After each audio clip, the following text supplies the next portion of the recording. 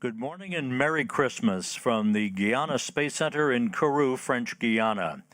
You are looking live at the European Ariane 5 rocket on the launch pad here in Kourou, where fueling of the vehicle is moments away for the launch of the James Webb Space Telescope at 12:20 Greenwich Mean Time, 9:20 a.m. here in Kourou, 7:20 a.m. Eastern Time.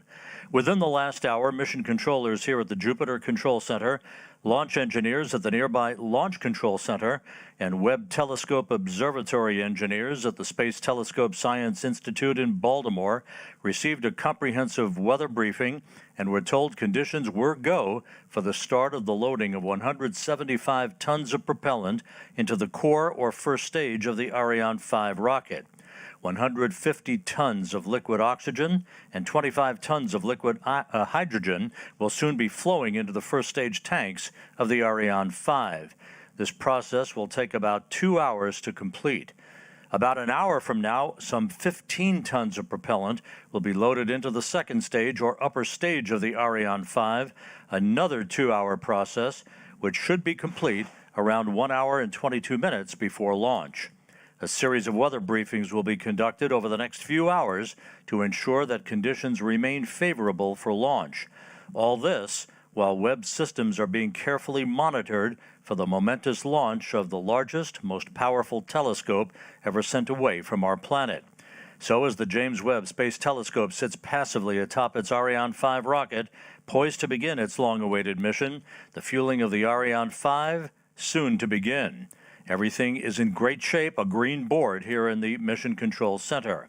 We'll be back with you soon at 6 a.m. Eastern Time with our comprehensive launch coverage, the broadcast, a collaborative effort between NASA and the European Space Agency. A reminder, launch is scheduled at 7:20 a.m. Eastern Time. This is Ariane 5 Mission Control in Kourou.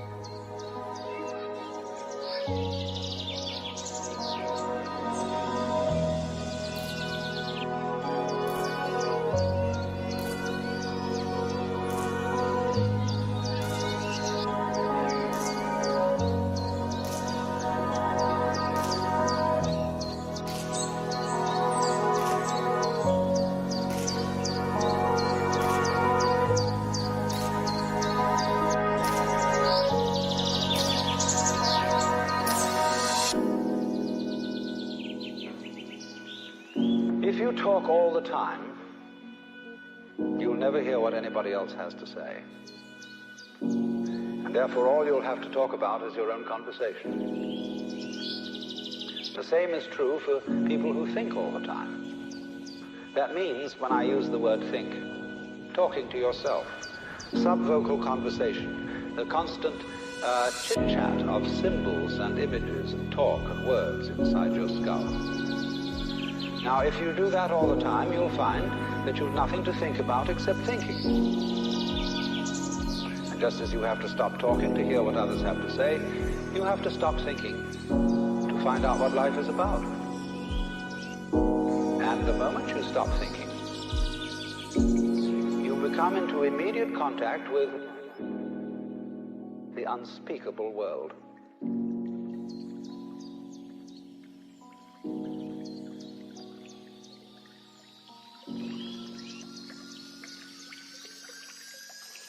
The force of liberation will blow the world to pieces.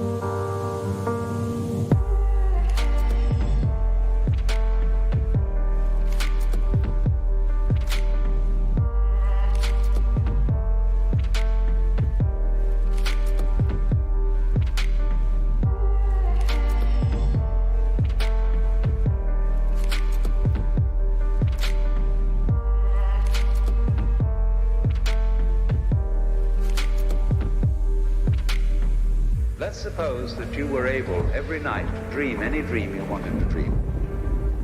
And that you could, for example, have the power within one night to dream 75 years of time, or any length of time you wanted to have. Then you would get more and more adventurous, and you would make further and further out gambles as to what you would dream. And finally, you would dream where you are now.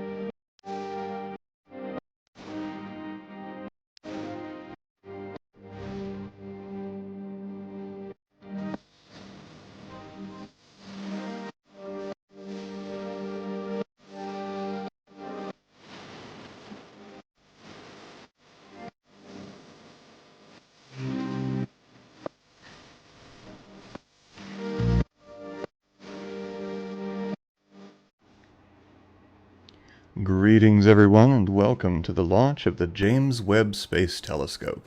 After many years of development, we are finally here. This is a very exciting day, and a lot of folks have been looking forward to this for their entire careers, in fact. This telescope started its life back in, I think, 1996. With a proposed budget of about $500 million. But there were delays, complications, cost overruns, redesigns, and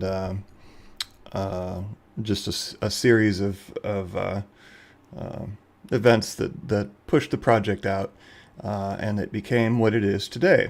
So now we are finally here, $10 billion later, and we have the next great space telescope. This is the successor of Hubble, but it isn't the same as Hubble. It's about 10 times more powerful, but it looks in a different frequency range, a different range of light frequencies than the Hubble does. Whereas Hubble was a visual light optical telescope, this is an infrared telescope. It looks in the orange to near infrared range, and the reason for that is because as the universe expands and continues to expand more quickly, the most distant objects, the more distant a galaxy is from us, the faster away from us it's accelerating, which causes the light waves being emitted from those galaxies to be stretched out into longer and longer wavelengths. And so the more distant the galaxy, the more red it's going to look, until it actually falls off of the red end of the visual spectrum and enters into the infrared, and where we can't, our biological eyes don't have the ability to see it.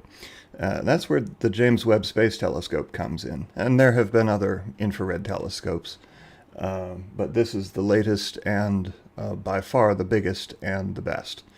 And this will allow us to see deeper into the past and deeper into the distance of the cosmos than ever before. It is hoped that we can view galaxies that were formed within 100 to 150 million years of the Big Bang, so the beginning of the universe. Can't see much beyond that because it's just a sort of a hot soup. The universe was a hot soup at that time. So the first galaxies being formed are about as far as we can ever expect to look, and the James Webb will take us there. So the official launch broadcast begins in about 27 minutes. And I just wanted to do this intro and question and answer session so that I could cover some of the basics and give you some info as well as answer some of your questions as I can, with the understanding that I'm not an expert, I'm just an enthusiast. First of all, Merry Christmas, Feliz Navidad, and Merry Webbmas to all of you. Thank you for coming. And okay, so let's take a look at the James Webb Space Telescope. There it is, fully unfurled. This is a rendering, of course. Unfortunately, there's not going to be a camera out there taking a picture of the JWST so that we can see it floating in space. But that would be nice, but we don't. That's not realistic. So, but there it is. How does it get from here to there? Well, first, it's all folded up. You may have seen in the videos that they showed a few minutes ago the process of assembling and testing and transporting the James Webb Space Telescope from the Northrop Grumman facilities where it was first assembled to the launch center, the European Space Agency's spaceport in Kourou, French Guiana in South America, which is on the northern edge of the Amazon rainforest, just 5 degrees, a little more than 5 degrees north of the equator, which is the ESA's spaceport. And in order to fit in the launch vehicle, it has to be folded up. Now, James Webb is a big telescope. You can see in this picture at the bottom a little dude standing on a ladder, so you can kind of get a sense of scale. It's a very large telescope, and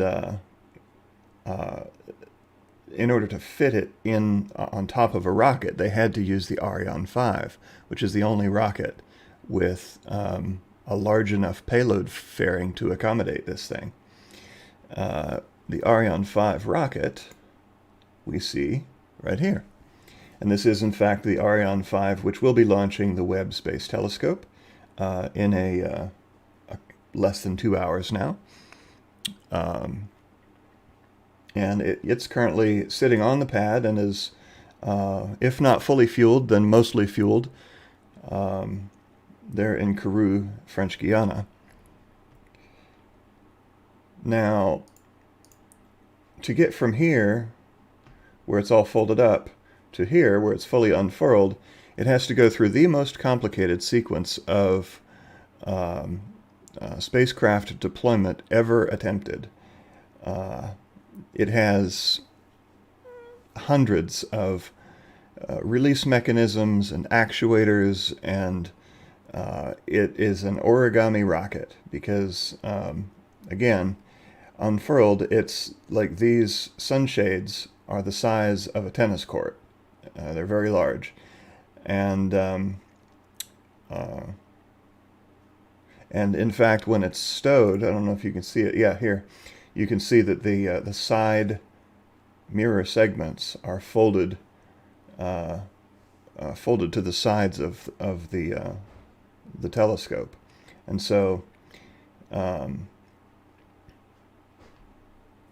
in order to fully deploy, the sun shield has to come down, and the wings have to be folded back out. Then the sun shield has to stretch out and deploy. The sun shield itself, so the purpose of the sun shield, first of all, this is an infrared telescope, so it sees heat, essentially.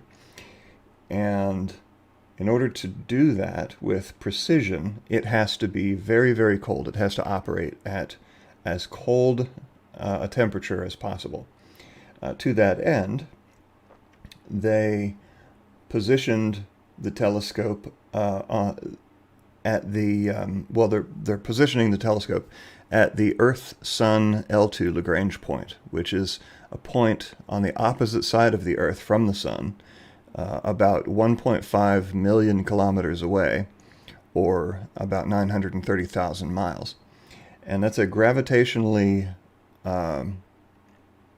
pseudo-stable point in space, where, due to the complexities of orbital dynamics, or orbital mechanics, you can actually orbit a craft around the L2 Lagrange point as if it were a center of gravity. It's kind of crazy, but that's just how it works. And so it's on the opposite side of the sun from the Earth, and they have these sun shields, which are 5 very thin but large layers of, let's see, how do they describe it? Silicon and aluminum coated kapton.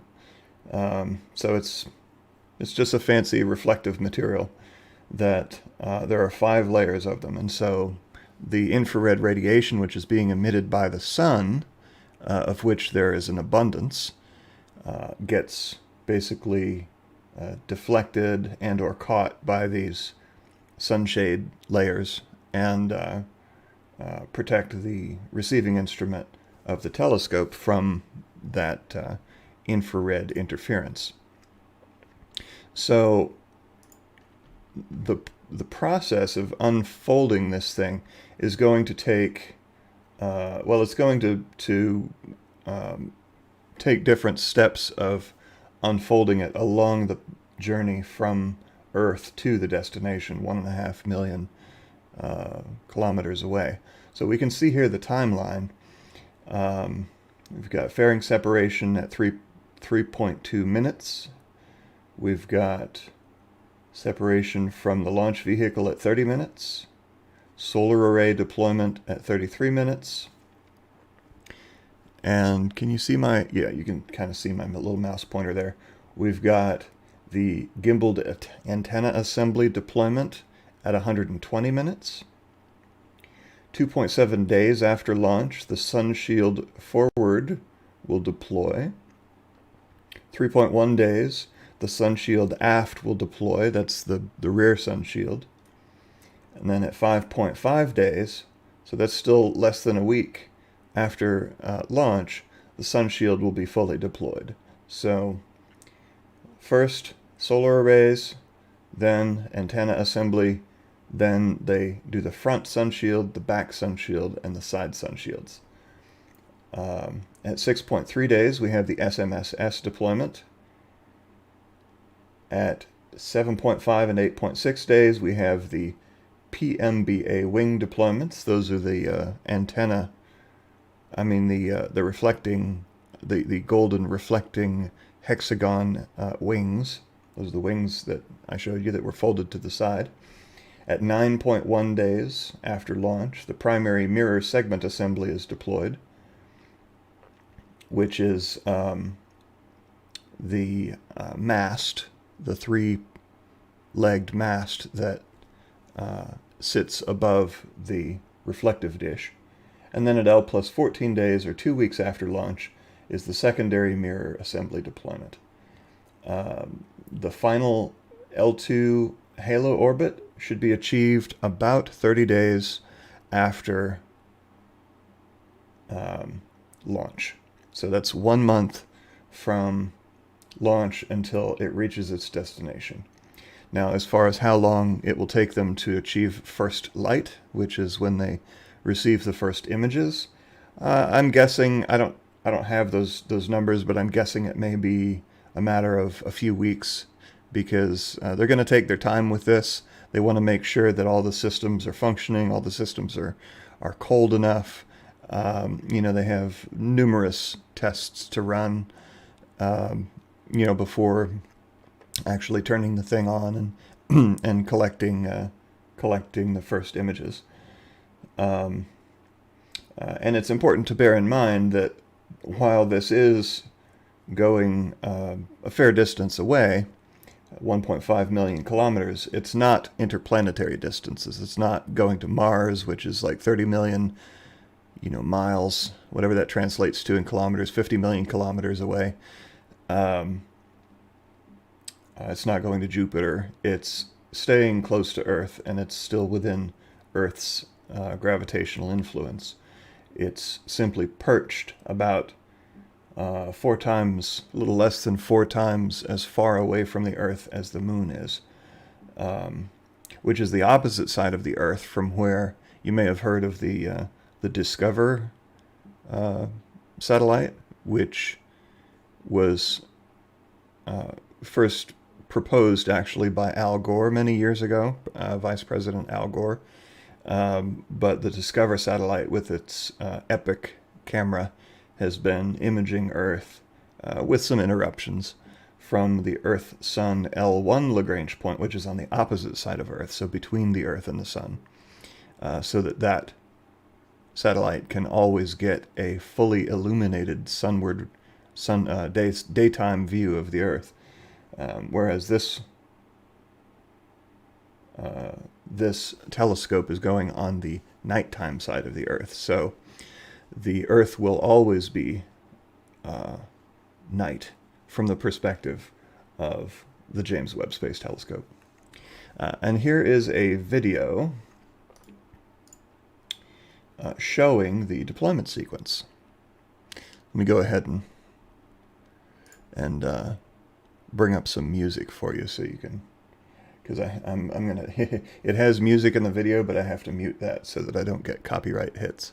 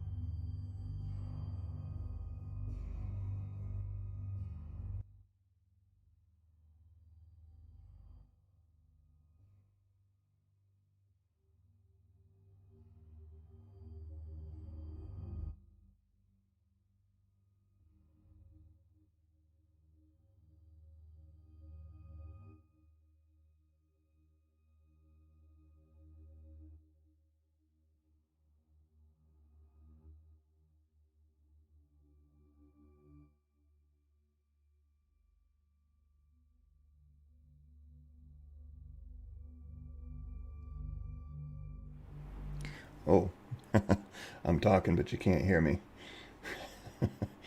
It's all right. So at least you got the visuals.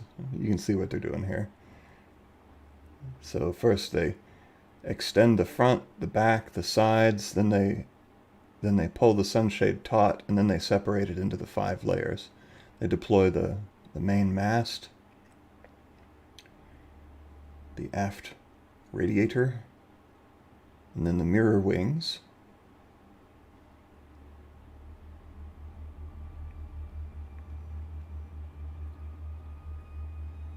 And the orbital injection burn at 29 days.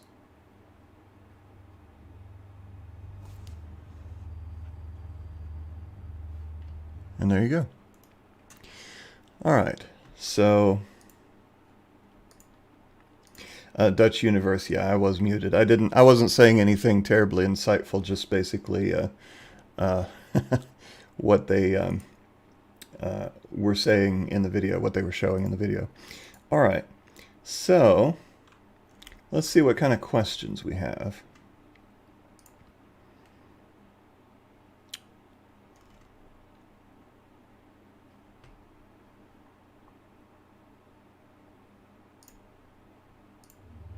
I'm going to go ahead and, all right.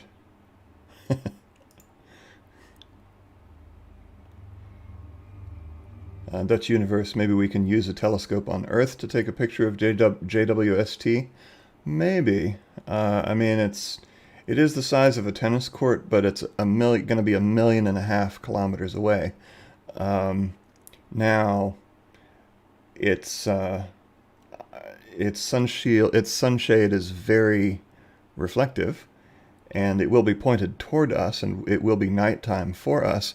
So who knows? Maybe we might be able to. I mean, I'm sure that an astronomer can probably see it as a bright dot or a dim dot, but Astro Zeus says the sun shield worries me. It is probably the most fragile part of the of the whole assembly. These very thin, few micron thick layer sheets of, tinfoil basically, or Kapton, whatever Kapton is. Dutch Universe, didn't NASA consider to launch it in a Falcon Heavy at one point? I don't think so. I don't think that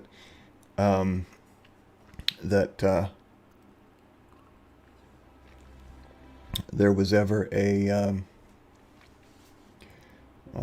consideration of that because of, well, for one thing, the payload fairing of the Falcon Heavy is not big enough. Is not big enough to accommodate this. There's only a couple rockets in the world with payload fairings this big, and Falcon Heavy ain't one of them. SpaceX could have spent some design time working on a larger payload fairing, but they focused their efforts instead on developing the Starship vehicle. Okay, hold on a second. We have some audio coming through from Kourou. Let me see what they're doing.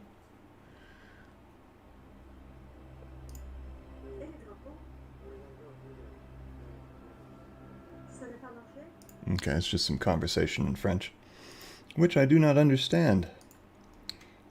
All right. Pete McCullough, there are so many points of failure with the unfolding process. There are, but they've been thoroughly tested and assessed as to their criticality and, mitigated to the extent possible.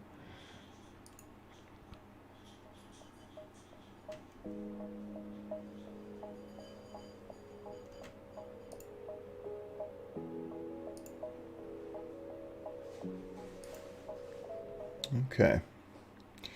Charles Paul asks, how many countries helped develop this behemoth? Well, I see a lot of flags on the rocket. Looks like about 12 maybe.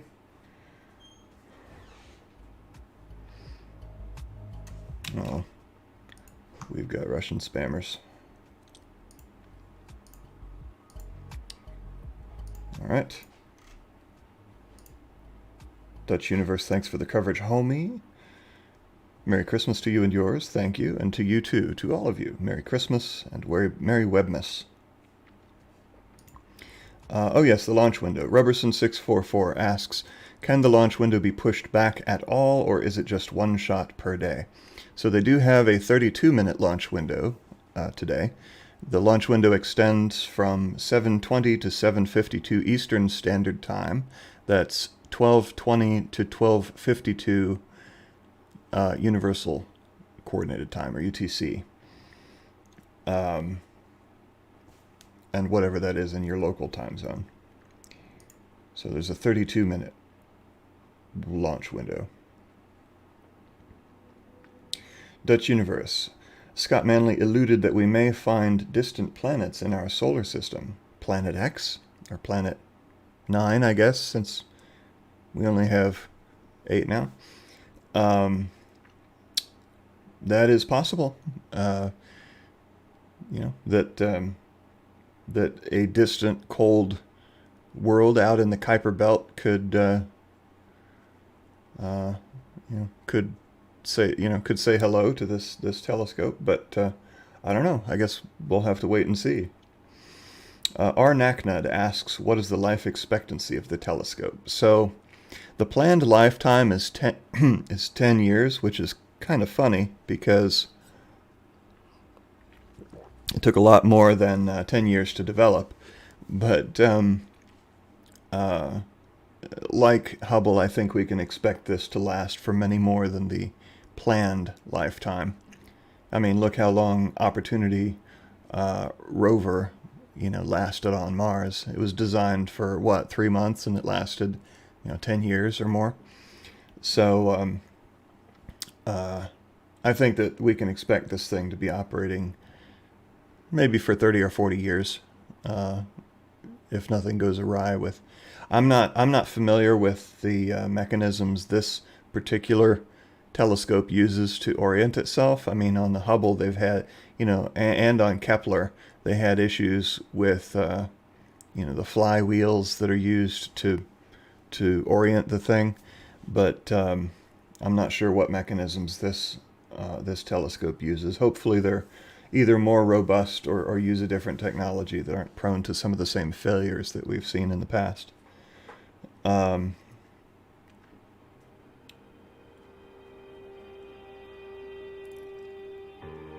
Let's see.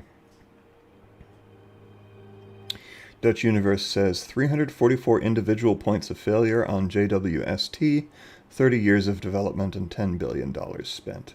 Yeah, so there's a lot riding on this. But the good news is that the Ariane 5 is a very reliable rocket. Yes, the first one experienced a failure, but they haven't had a failure since. I think we can expect the rocket to perform admirably. This is the Ariane 5 is not the Vega. This is a totally different rocket, and this one has a much better track record. All right, so it is about 5 minutes until the official broadcast begins. I will go ahead and leave you with some more space gems, as it were, and rocket views as we await the official broadcast. So thank you all for coming, and enjoy the launch of the James Webb Space Telescope.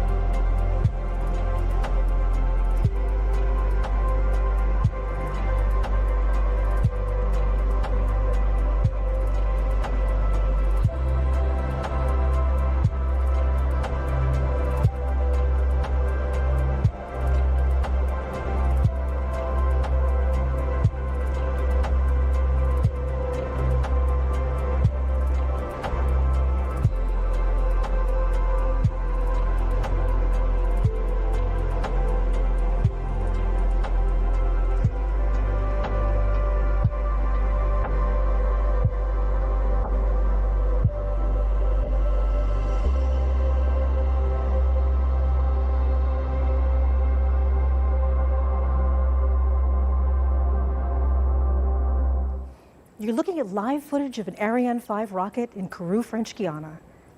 At the very top of that extraordinary machine, one of the largest rockets in the world, we find the most ambitious space observatory ever built, the James Webb Space Telescope.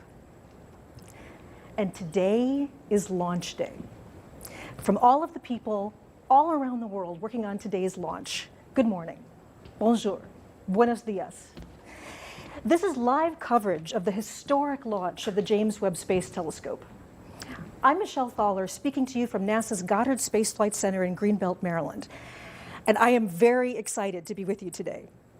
Today, the James Webb Space Telescope begins its journey to explore the edge of our observable universe, and its journey into history as well.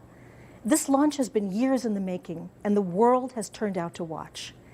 We'll have a lot to discuss both before and after launch, but let me set the scene for what's going on around us.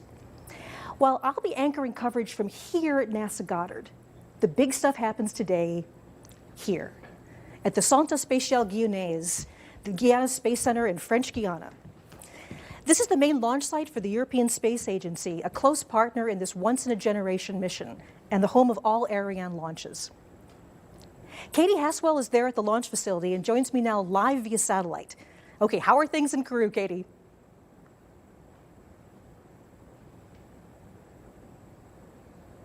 Michelle, things are looking really good. The boards are green, the mission controllers are focusing hard, we are go for launch. We've had our eye on the weather the last couple of days. The weather's been a little bit inclement, so we're keeping an eye on that. But otherwise, everything's looking absolutely great. And I have to tell you, there is just such a buzz of excitement here in the Mission Control Center. It's a remarkable feeling. Right now, we're topping up the tanks on the upper stage of the vehicle. So we've got two great big arms called cryogenic arms, and they clamp onto the upper stage, and they pump in the cryogenic fuel, which has to be kept very, very cold. So it has to be topped up right until the last minute because it can evaporate. You'll see those arms kind of falling away just before launch in the last couple of seconds. So up here in the Sky booth in the Mission Control Center, we have NASA's Rob Navius and the European Space Agency's Luce Fabregat. They're standing by. Hi guys, standing by to take on the commentary when we get to about 15 minutes to launch. But right now, Michelle, all the boards are green. We're go for launch. Back to you, Michelle. We'll be coming back to Katie for the final phases of the countdown in just a little bit. So I'm an astronomer, and this launch is a huge deal for me. I am personally really, really excited. But why is this such a big event for everyone? The Webb telescope is nothing less than humanity's next effort to move closer to understanding some of the biggest questions about the origin of our universe. And it's not just the origins of distant stars and galaxies, but it's the story of us, you and me, how we got here. And speaking of questions, we'd like to include yours in this historic event. On whatever platform you're watching our coverage, drop your questions with the hashtag AskNASA. Later in the broadcast, we'll answer some of them live on air. It can't be said enough that this is a mission for anyone who's ever looked up at the night sky and wonder. People all over the world are sending in their best wishes for the success of Webb, and let's look at some of them now.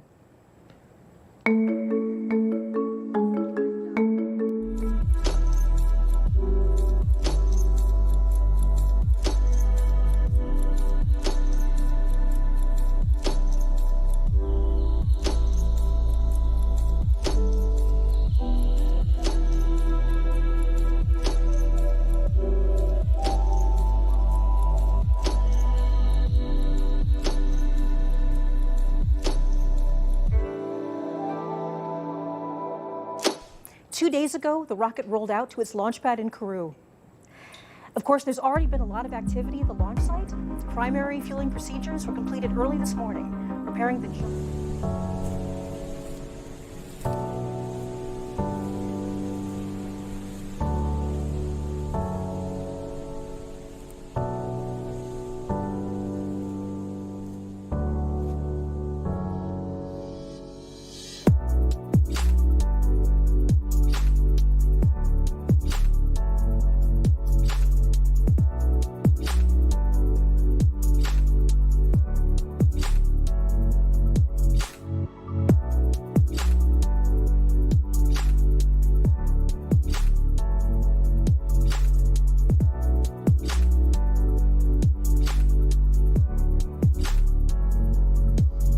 watching. Today, humanity begins its next bold adventure to extend ourselves out into the cosmos. This is something we do as a whole planet, all of us together. Befitting the global importance of this initiative, let's review some of the basic facts about the observatory shared by people all over the world who are looking forward to the Webb mission. The entire world is looking forward to the launch of the James Webb Space Telescope. Let's hear more from people around the globe about what makes Webb a scientific and technological marvel.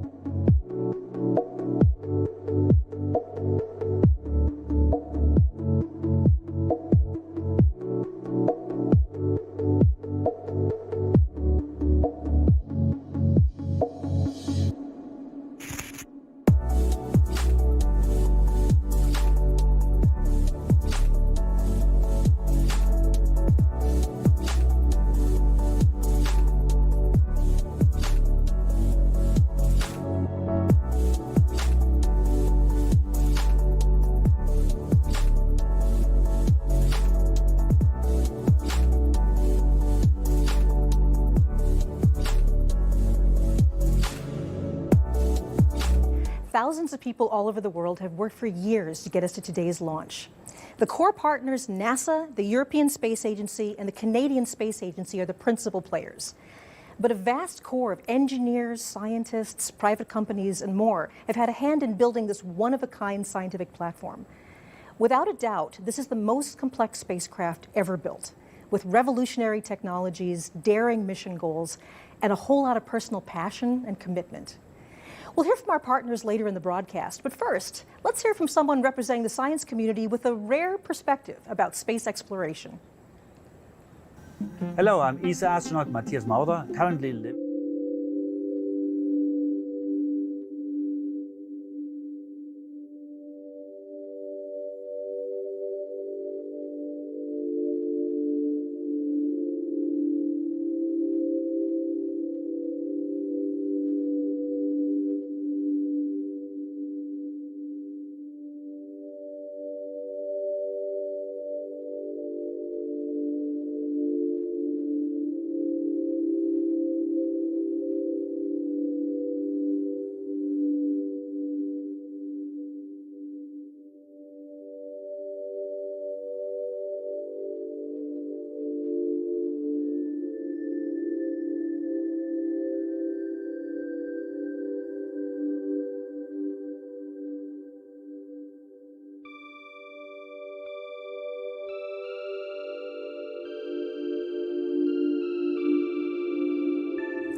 NASA Goddard is the home of the Webb telescope, with big sections designed and built here. But actual mission operations take place here. This is the Mission Operations Center, or MOC, at the Space Telescope Science Institute in Baltimore. After launch, this facility will command and control Webb for the duration of the mission. We'll be looking at the MOC at key moments throughout the broadcast, and this will become a familiar location for viewers in the weeks ahead as the Webb team begins to set up the telescope for work in space. So as we move closer to launch, we'll actually keep a picture of the launch facility right here on the screen. But for the next 10 minutes or so, we're going to talk about some of Webb's principal science goals. If you've ever seen a telescope before, I'm certain it didn't look like this. Of course, the look of this particular machine is a direct result of the scientific questions it's been built to pursue. So fortunately, we've got an expert pair of guests with me this morning to help explain those science goals and much more. So I'm joined now on the set by NASA's Deputy Project Scientist for Exoplanet Science, Nicole Colon, and also with Macarena Garcia-Marin, the instrument and calibration scientist for Webb's mirroring instrument from the European Space Agency. So welcome to you both. Thank you. Good morning. Thank you. So this is our chance to kind of step back and talk about the science goals of Webb. You know, this is the part that really excites astronomers, like all of us. And I know that there's unusual things about it being an infrared telescope. There are specific science goals, infrared answers. So maybe you could start us out, Nicole, with you're an expert on exoplanets. How is the infrared really important for your study? Sure. Well, with exoplanets, we want to study their atmospheres. And as a reminder, exoplanets are planets that orbit distant stars. So we're looking for very small signals when we study their atmospheres.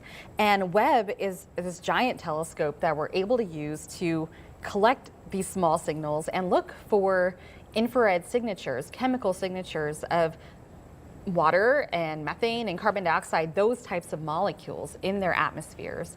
And why the infrared? You know, that's really because those signatures are the strongest in the infrared. We know that they exist there, and so that's why we want to use Webb to look there. It seems an amazing idea. So exoplanets, planets around other stars, are light years away from us, tremendously distant. So how do we know if it's water, methane? I mean, how can we probe an atmosphere so far away? Mm-hmm. Well, with Webb, there's a couple different ways, but one of the main ways is actually using the transit technique.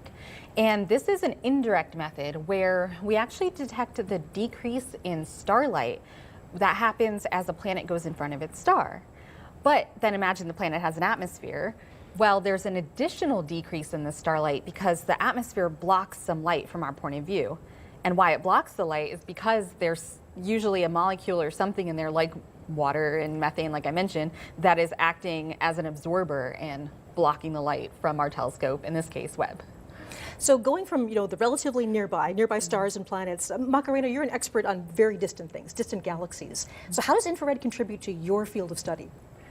So with Webb, we're going to be able to observe the very first galaxies and stars. We're talking about 3.5 billion years ago, so it's really mind-blowing if you think about it. And why infrared?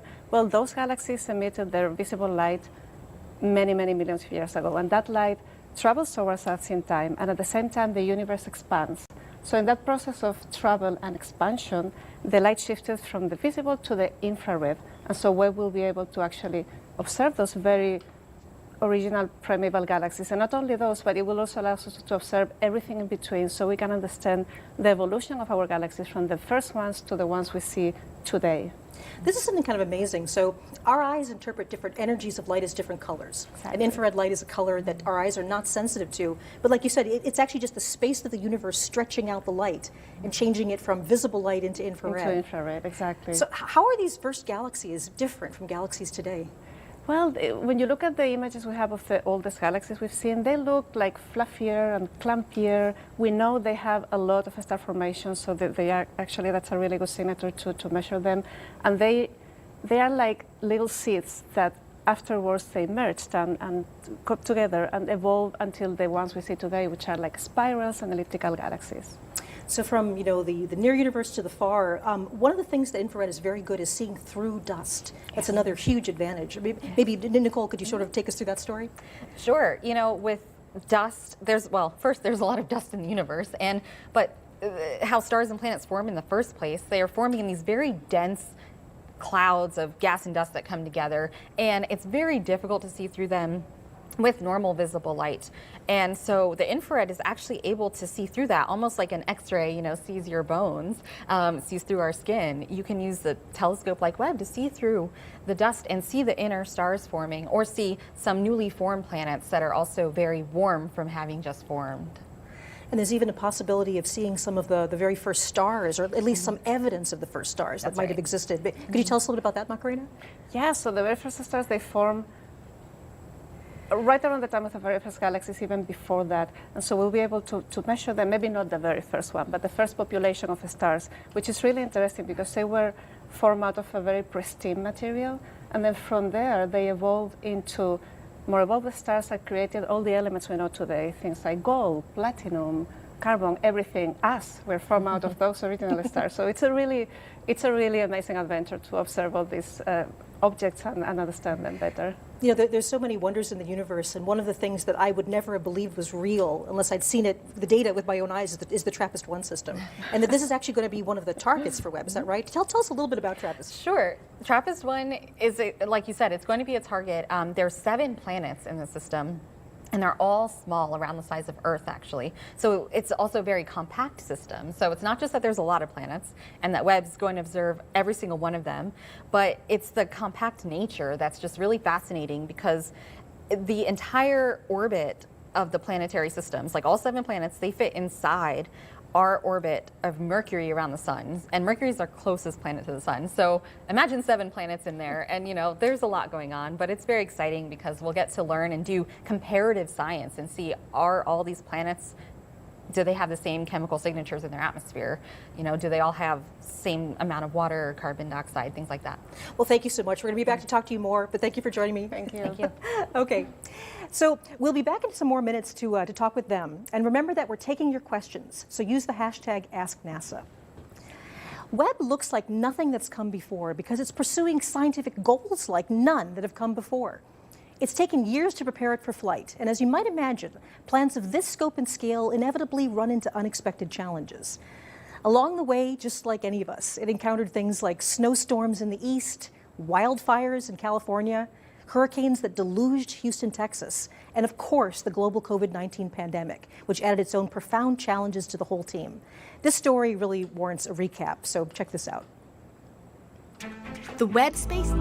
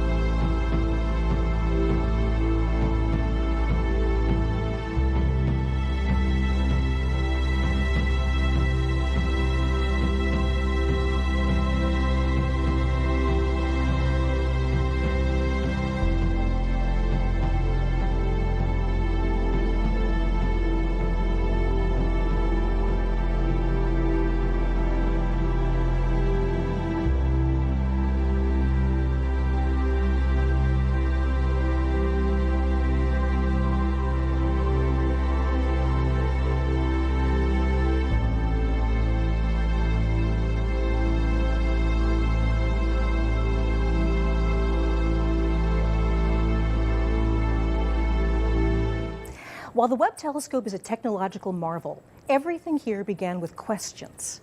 Questions about how the first stars and galaxies came to be. Questions about whether planets around other stars might have environments that can sustain life. And of course, the promise of discoveries we can't even predict yet. A few days ago, I had a chance to speak with someone who's probably the best person on Earth to help us understand what we know, what we don't know, and how Webb will help fill in those gaps.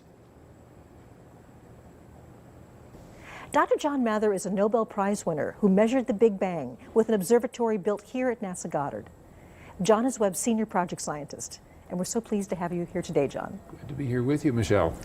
So to start this incredible story of Webb, let's start with something that's deceptively simple, gravity. There's something special about gravity. Gravity is special. Gravity always pulls. It's the only force of nature that always pulls. So that's special. And what makes that special is that gravity, although it's very weak, is very long range. It can reach across the universe and slow down the expansion of the material that came from the Big Bang, turn it around, pull it back together, turn it into galaxies and stars and eventually planets and a place where we could live. So that's what makes gravity special among all the forces of nature. And something so simple, like just the idea that it's always pulling together, that simplicity leads to wonderful complexity, doesn't it? Yes, because it's always pulling, it's possible for gravitational energy to be converted into kinetic energy, that is heat, and the universe becomes self-heating, which is not something the other forces could do all by themselves. Clouds of gas can be compressed by the gravity until they get big enough and hot enough to light up, and have the nuclear reactions inside that turn hydrogen and helium into the chemical elements you see around you, here in the house, here on the set. So carbon, oxygen, nitrogen, everything we have that we think of as ordinary came from inside stars. So we are stardust, as Carl Sagan told us, but there wasn't any stardust in the Big Bang. So we need this part of the story to be figured out. How did we come to be able to live here on our little planet when the universe started out without all of these goody things? So you mentioned these planets around other stars. So we're almost sort of going through all these amazing science goals of the Webb. What can Webb tell us about planets around other stars? Well, once in a while, a planet goes in front of the star, and some of the starlight goes through the atmosphere of the planet, if it has an atmosphere, on its way to the telescope. We will spread out that light into a spectrum, or what you would call a rainbow, and we'll analyze it to see what are the chemicals that are in that atmosphere. So we will be able to tell you, maybe, that's the plan, whether those little planets that might be like Earth actually could have, for instance, water in their atmosphere, and maybe enough water so there could be a liquid ocean under that atmosphere. One of the great questions. So we know they're planets. We know when we should look. We just don't know what we're going to see. So after the Webb launches, one of my dreams is I'm going to be standing outside in my backyard and point to a star and say there's a planet around that star that we know has water vapor, oxygen, perhaps methane, carbon dioxide. So what is Webb going to also do in the search for life closer to home, our own backyard? Well, here in our own solar system, we will be looking at everything from Mars on outwards to the farthest we can see. Satellites, comets, asteroids, and the planets themselves. And some of them are really interesting and special because we know they're possible homes of life. What would make a thing a home of life? Well, if it's wet. That's the good clue. So the satellite Europa, which orbits around Jupiter, was discovered by Galileo himself. And we know now that it has an ocean that's covered with ice. There are cracks in the ice where water comes spitting out. NASA are going to send a probe over there to fly through those plumes. We're also going to point over there with the Webb telescope to see what can see about that atmosphere and those plumes of water. We'll be looking at Titan, which is a satellite of Saturn, which is so big that it has an atmosphere enough to fly a helicopter. And it is cold out there, so that what they have, what is on the surface, is solid ice, and over that are liquid hydrocarbons, which you would use for fuel here in our home. But over there, it's liquid rain, lakes and rivers, and we will be looking at the geology of that before we send the helicopter out there. So you're on this amazing journey from the very distant early universe all the way to our own solar system, but this has also been a personal journey for you. You've been working on Webb since the very beginning of the mission, is that correct? I have. Since '95, we had our first conversation, but people were even dreaming and imagining way before that what we needed. And you could tell even before we launched the Hubble what were the possibilities, and we learned that we would need an infrared telescope that could do things that Hubble could not do. Well, John, I've been an admirer of yours for many decades now, and it's an honor to be with you on this part of the mission. So thank you so much for joining us. Best of luck on the launch and the mission ahead. And thank you for asking all these great questions. The Hubble Space Telescope delivered profound insights about our place in the cosmos. But perhaps the biggest takeaway from Hubble is that we've only just scratched the surface. Hubble gave us the best ever views of stars and planets forming inside vast, dark clouds of dust. But as soon as we had that data, we were asking new questions that needed better measurements, clearer images. Hubble was also able to capture images from galaxies so far away. Their light took 13 billion years to travel to us. These distant galaxies are just tiny dots in Hubble's images, tantalizing scientists with clues about how the first galaxies formed. In order to pursue a better understanding about the earliest days of the universe, we needed to build a better time machine, and that's Webb. So I'm going to be rejoined here by Nicole and Macarena, and this is our chance to talk a bit about building that better time machine. You know, what about the technology of Webb? So there's so many aspects of Webb to start off with, but maybe again, going back to the theme of infrared. The design of this telescope is so different because we had to use infrared light, heat light. So tell us about some of the challenges of, for example, why does it have to be so cool? Tell us about infrared light in the design. Right. Well, I think we've heard already just how cool it has to be. It's around or below 50 Kelvin, and that's minus 370 degrees Fahrenheit. Actually, below that is what it operates at. And that's very cold. And the reason we need it so cool is because we don't want the telescope itself to detect itself because there's several instruments on board. There's 4 different instruments, and there's some moving parts, and so you need things to be cool because you want to detect these faint signatures from either an exoplanet atmosphere or faint light from the earliest stars and galaxies. So you just don't want to detect your own telescope. Now, Macarena, you are the instrument and calibration scientist for the coolest instrument. It is the coolest on Webb. instrument, yes. MIRI. So tell us a bit about MIRI and why it needs to be so cold. So MIRI, it's a really unique instrument, and it's a great example of this collaboration we have in this mission because it's half European, half US. And so MIRI is the only instrument on board that uses the mid-infrared light. And the mid-infrared light is a bit redder, a bit cooler than the near-infrared light, and so because of that, MIRI needs to be colder in order to detect that very faint signal from high-massive galaxies or protoplanetary disks, etc. So because of that, it's the only instrument on board that has a cryocooler. So it is not only the passive cooling from the sun shield, it is active cooling, and it brings it down to about minus 450 Fahrenheit. So it's really extremely cold, a few degrees above the absolute zero. And we were talking about you don't want the telescope to be so hot that it's basically giving off its own signal, its own radiation, and that leads us to why it needs to be in space, right? So tell us a bit about why do we need to launch this thing into space to see these wavelengths? Well, again, it kind of goes back to atmospheres because Earth has an atmosphere and there's water in Earth's atmosphere as one example. I mean, there's a lot of other molecules, but basically in the infrared, at the wavelengths that we want to observe some of these stars and planets and galaxies, those wavelengths are actually where Earth's atmosphere is opaque. So with telescopes located on Earth, even at higher mountains where they try to get above the clouds or atmosphere sometimes, there's still residual atmosphere that we're trying to look through and peer through. So in order to see the full infrared wavelength range at a very high sensitivity as well, we need to go to space. Absolutely. So we talked a bit about some of the power of techniques like spectroscopy. We've heard Dr. John Mather talk about it. So let's go a little bit more into the details of how spectroscopy works and why it's so powerful. Continue. Oh, sure. Yeah, I can keep going. Well, with spectroscopy, we heard so visible light again is it's a rainbow of colors that we don't see naturally. But if you use something like a prism, you can separate out that light and see all the colors from blue to red. But then the infrared is redder than the human eyes can see. But you can still do the same technique where you have spectroscopy tools or instruments like Webb has, all these spectroscopic tools, so that we can break up the infrared light and look at certain colors, if you will, so that we can see certain features that we are looking for, whether it's the right wavelength where a galaxy might be bright or where water is absorbing in an atmosphere. So Macarena, MIRI has many different capabilities. It does. And in fact, it has one that I believe it's something different called coronography as well. Yes. Tell us a bit about all these ways that we're going to detect different signatures from planets. Tell us about MIRI. Coronography, it's an amazing technique, but essentially it simulates an eclipse. So when we have a very bright star with planets around, for instance, usually when you take an image, the stars outshines the light of the planet, so you don't see them.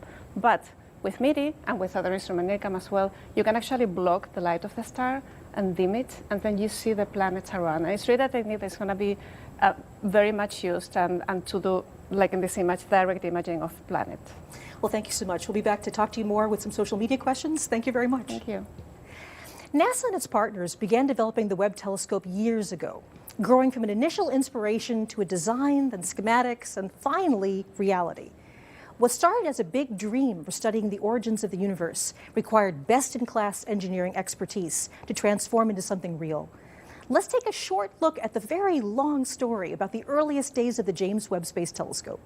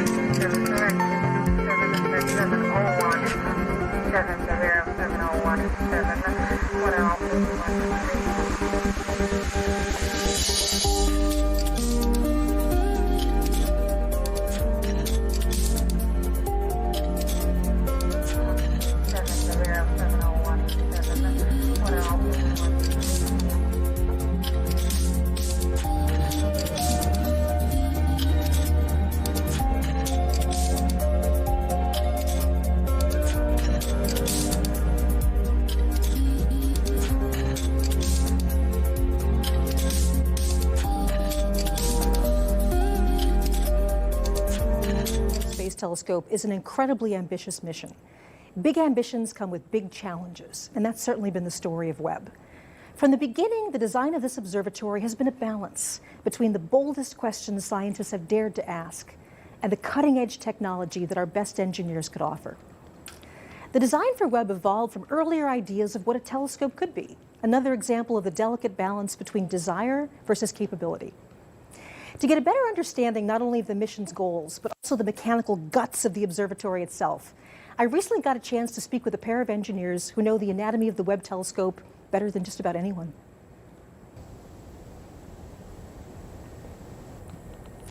I'm here with Keith Parrish, a senior engineer on the Webb mission. And Keith, you brought something to show us today. Yeah, yes I did. So conceptually, Webb Sunshield is actually quite simple. All we need is 5 tennis court size pieces of this material outstretched to protect the telescope from the sun. So what I have here is an actual sample of that material. This is just Kapton. It's so light, yeah. Yeah, it's an industrial, you can buy this and it's commonly used. And what we do is we buy it for Webb, we seam it all together in small pieces, and then we actually coat it with special coatings to give it the what we call the thermal properties we need in orbit. So this one has a nice pink or purplish kind of hue to it, and the reason it's purplish in hue, we use this on the sun side, and we actually put a silicon material on this Kapton, and then we actually put a little bit of a metal in it, and what that metal does is it gives us a nice electrical conductivity. We don't want any surface charging building up, and the other thing is this silicon coating actually drops the temperature of this layer, so, and also it's very durable and can survive for many, many years in space. And then this whole thing has to unfold somehow, where we can actually see that behind us. Exactly right. So if you look at that animation there, unfolding there, so it's actually S-folded up, almost like a fan. We call it S-folding. And once we get it all folded up, we secure it to a structure by actually pinning it for launch. So, huge shout out to our mechanical engineer and our entire Sunshield team, because they've come up with some really clever ways to secure this for launch, unfold it, fold it, and then, ultimately get it safely deployed in orbit. That's wonderful. So speaking of unfolding and all these pins that need to release, let's go over here and talk to James Cooper. You're going to show us what's going on there. Yeah, hi. So I have here an example of a non-explosive actuator. We have 178 of these. These are all these little pins we're talking about, right? James Webb, right. Yeah. 107 of the 178 are the membrane release devices. And we use this type of actuator because it produces a very low shock when it's released. And the animation shows conceptually how it works. We send an electrical signal through either one of our connectors. We use both, but either one of them can cause the release to happen.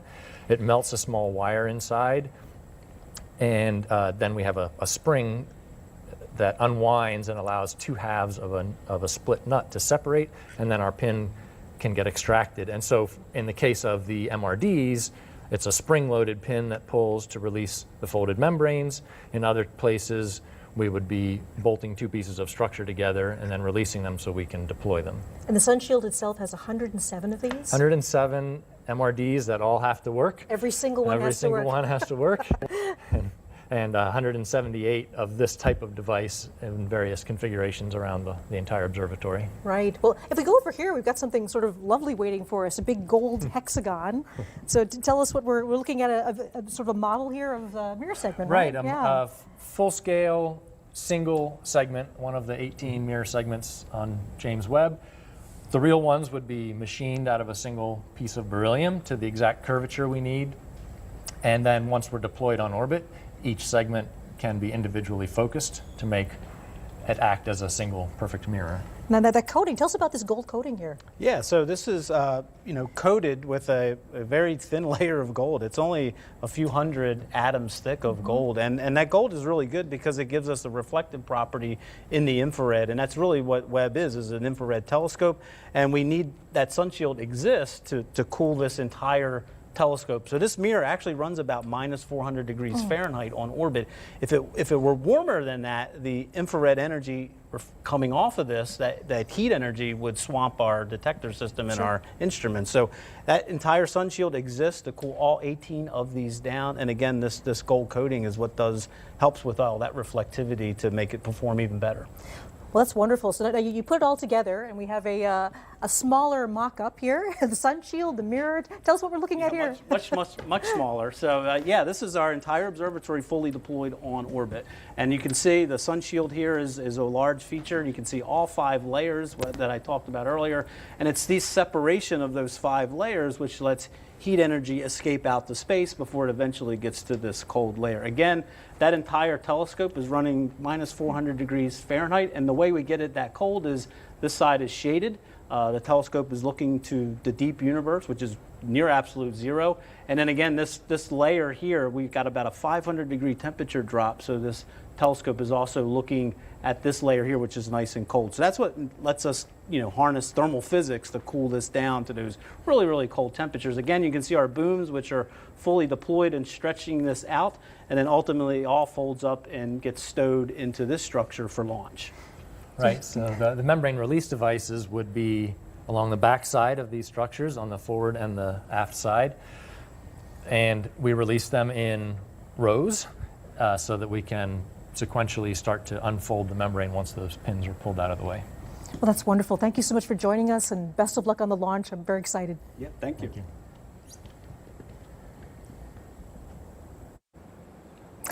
Okay, let's get a live launch status update from NASA commentator Rob Navius at the launch site. Rob, how are things in Kourou?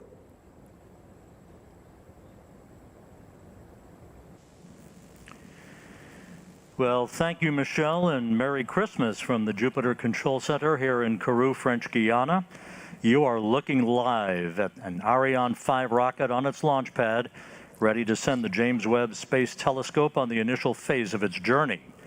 The fueling of the Ariane 5's first and upper stages began before sunrise, and in the last few minutes, mission controllers here in Kourou and at the telescope's control center at the Space Telescope Science Institute in Baltimore conducted polls, with all positions reporting they are go to proceed into the final phase of the countdown.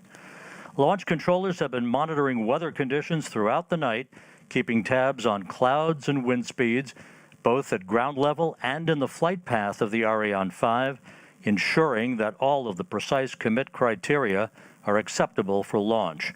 Right now, we have a green board, no issues as the countdown proceeds, no issues again being tracked by the flight control team here in Kourou. By the way, our broadcast today is a collaborative effort between NASA and the European Space Agency. So that's it from now. From the Ariane 5 Mission Control here in Kourou, we'll be back with you soon. For now, let's go back to the Goddard Space Flight Center and Michelle Thaler. Thank you very much, Rob. So Webb asks big science questions. It demonstrates astounding technology. It inspires and excites people to dream and wonder. And the spark of inspiration is the ignition of creativity. Kids all over the world have a natural affinity for Webb's big pursuits. And now we have a collection of young artists ready to showcase their work. Hi everyone, I'm Kelly Girardi, and this is Delta V, and we're kicking off the Unfold the Universe Challenge with NASA and the James Webb Space Telescope. NASA is hosting an Unfold the Universe Art Challenge. Use your imagination to share what you believe the Webb telescope will find.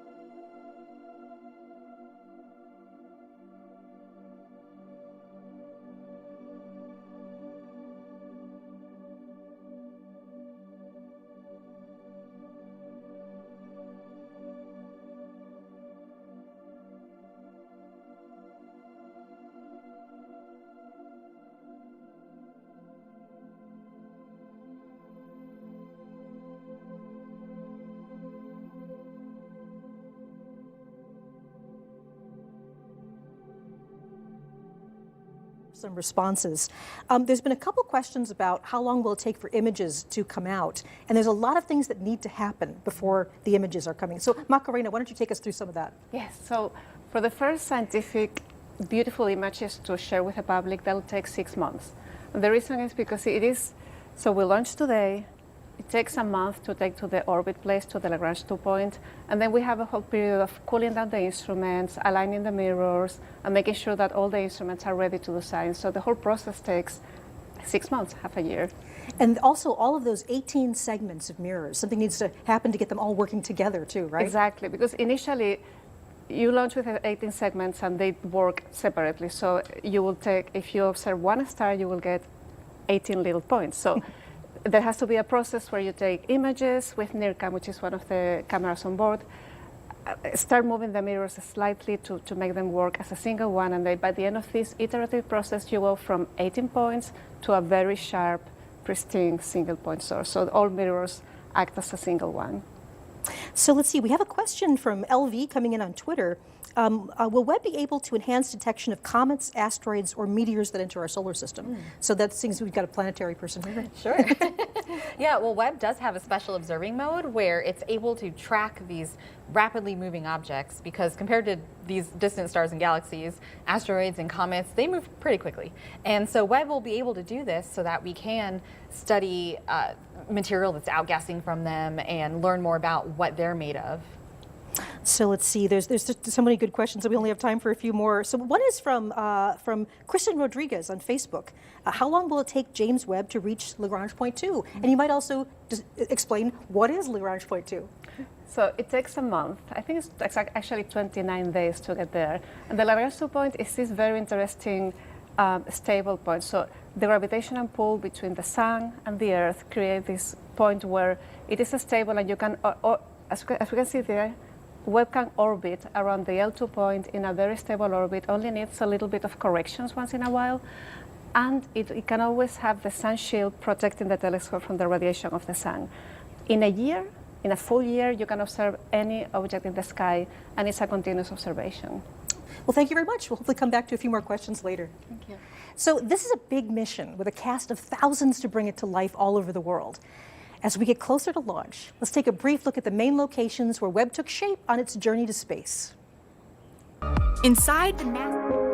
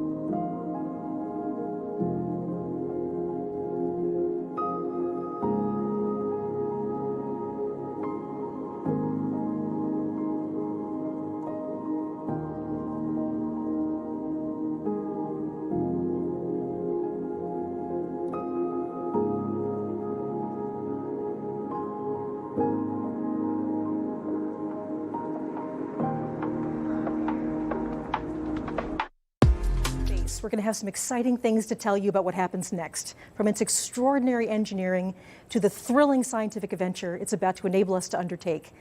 But launch comes first. And for that, I'm going to turn it over to Katie Haswell, our host at the launch site, and one of NASA's most recognizable voices, launch commentator Rob Navis. It's all yours, Katie.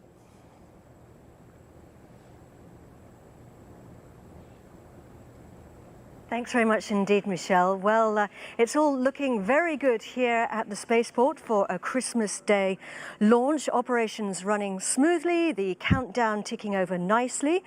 All the systems are green and we are go for launch.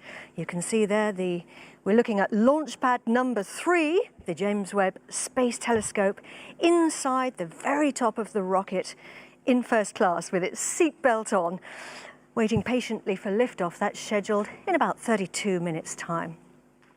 I'm in the Mission Control Center here at the spaceport, the nerve center of operations. We're about 10 kilometers from that pad, and behind me you can see it's a laser focus here in the control center with the mission control centers all on console there as we get closer to launch. We call this the fishbowl behind this protected glass.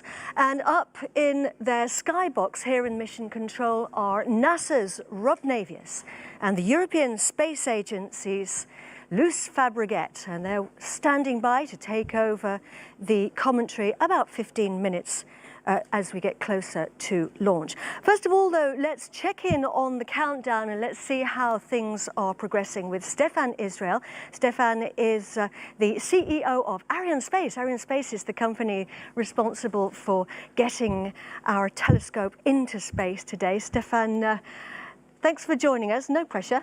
Good morning, Katie. How are things looking? So we are now 31 minutes before liftoff. So far, so good. Ariane 5 is ready. Webb is ready. The range is ready. And the weather is green. Well, that's good to hear. So what can we expect to see? What's going to happen? Yes, so in the 30 coming minutes, we will make the final operations. 10 minutes before liftoff, we will have the final authorization of the weather. And 7 minutes before liftoff, we will enter in the famous synchronized sequence. And, I mean, how's everyone feeling? I'm guessing everyone's... We launched for humanity this morning from the Guiana Space Center. You know what Webb is about. After Webb, we will never see the skies in quite the same way. It's an important project, isn't it, for everybody? It's a very special mission, but we have delivered already 111 times with Ariane. This is the 112th Ariane 5, so we will deliver this morning.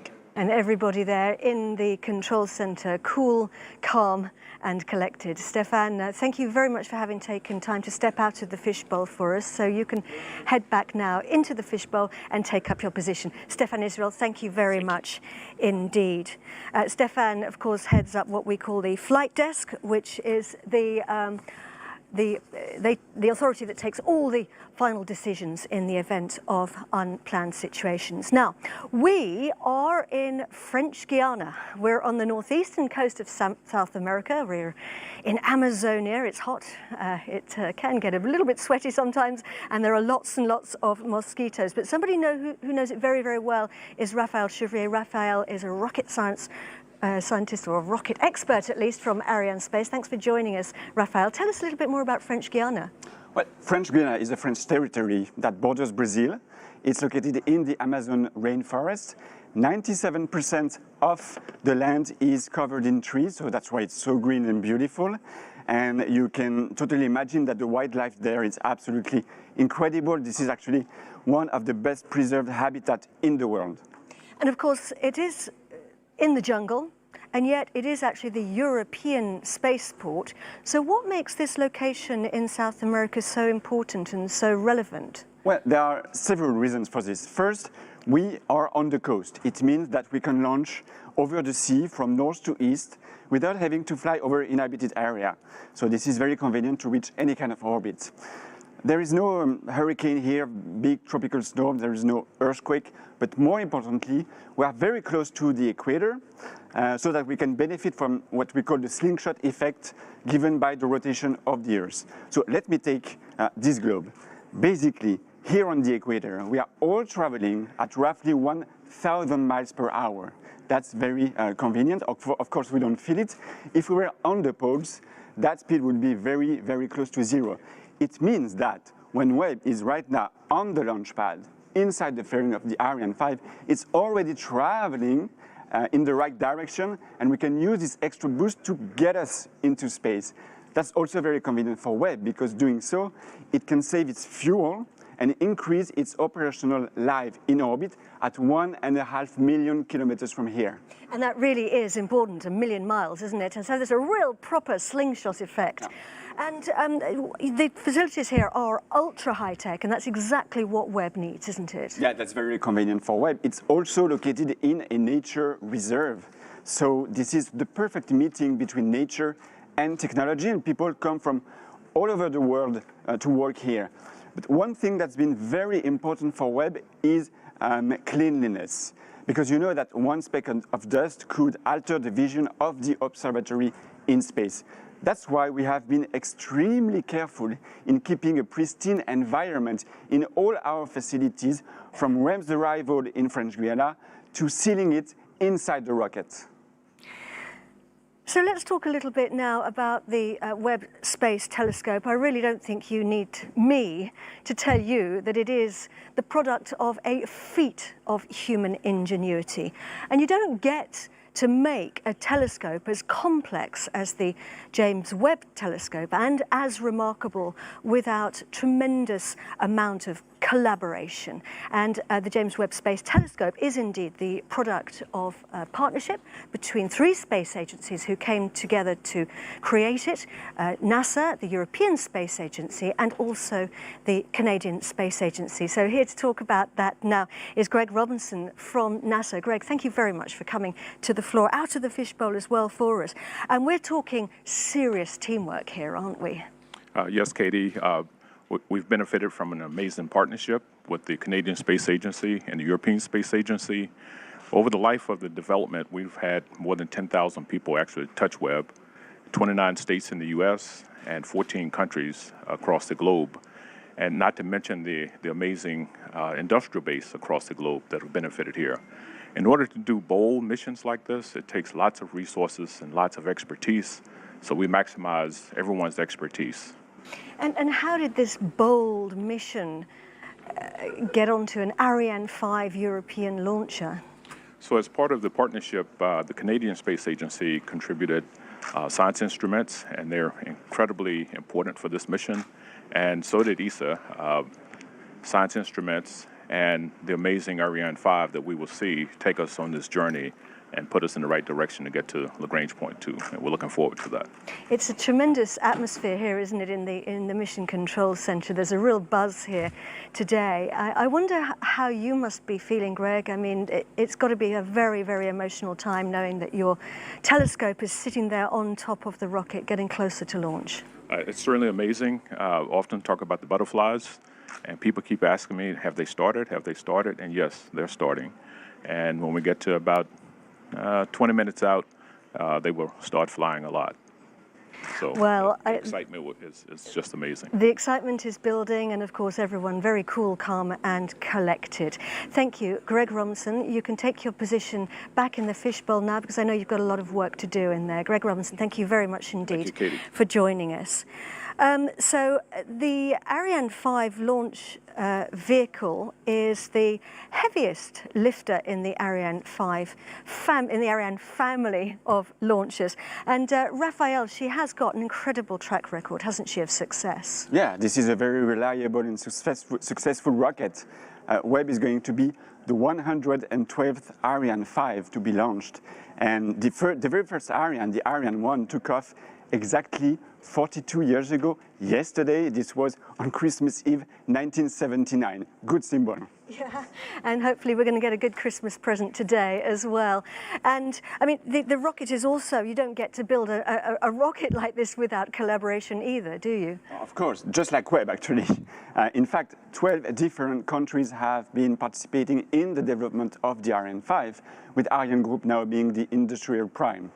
And we have a scale model right next to you, Raphael. Why don't you talk us through it? The rocket is made of sections, and we often call those stages, which is what you might hear during the commentary. Exactly. So first you have the 2 boosters, solid boosters, that are located on each side of the rocket.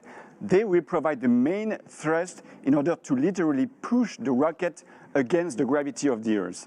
Then you have these big tanks that form the main cryogenic stage, with the main engine Vulcan at the bottom. And then you have the Webb telescope right at the top, inside the fairing. It is right there on the launch pad, and together they are put on top of the 3rd stage, a cryogenic stage. And it is this upper stage that is going to place Webb into orbit. And what about the engines? What are we going to see at liftoff? At liftoff, we first see the main Vulcan engine ignite first. We do this because we want to check it's working properly before we switch on the solid boosters 7 seconds later. Once it's done, there is no turning back.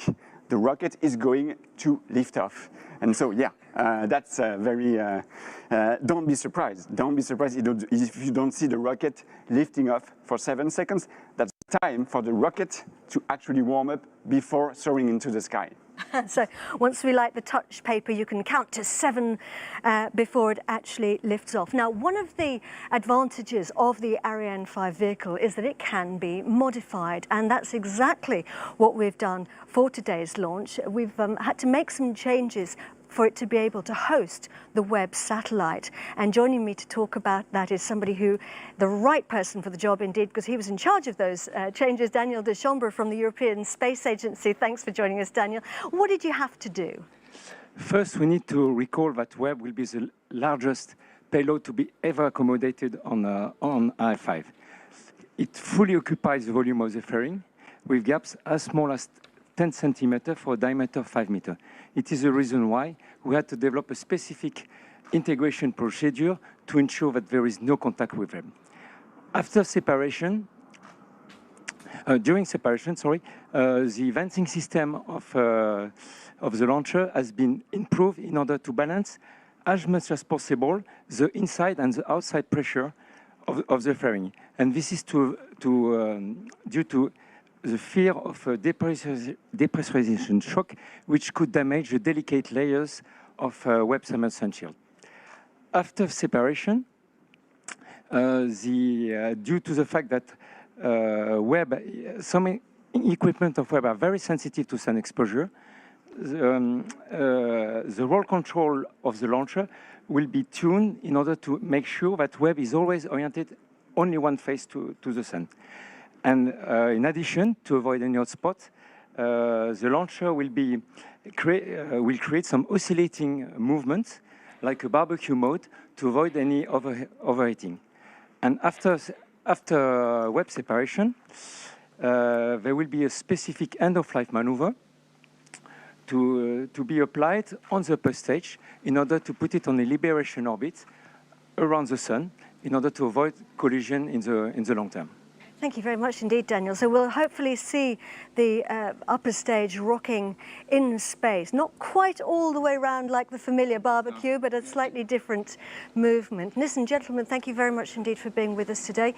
I know that you're busy. You've got jobs to do inside the fishbowl, so I'm going to send you right back there now, and very best wishes for the launch. Thank you. Thank you. Our telescope has a long journey ahead of it. It's got to travel 1 million miles to its destination in space, its working zone, where it's going to start telling us all about our universe. It's already started that journey because it's traveled to the launch pad.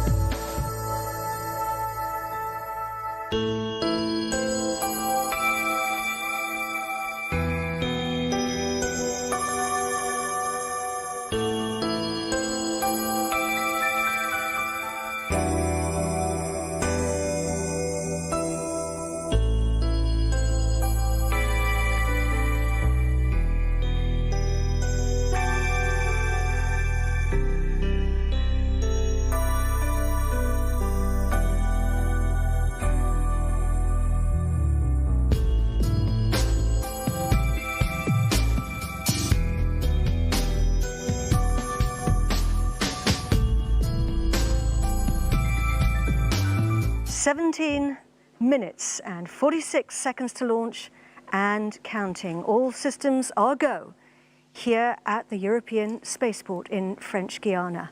We have 3 control centers on the job today. We have the Mission Control Center here. We also have the Launch Control Center, which is about a mile from the pad.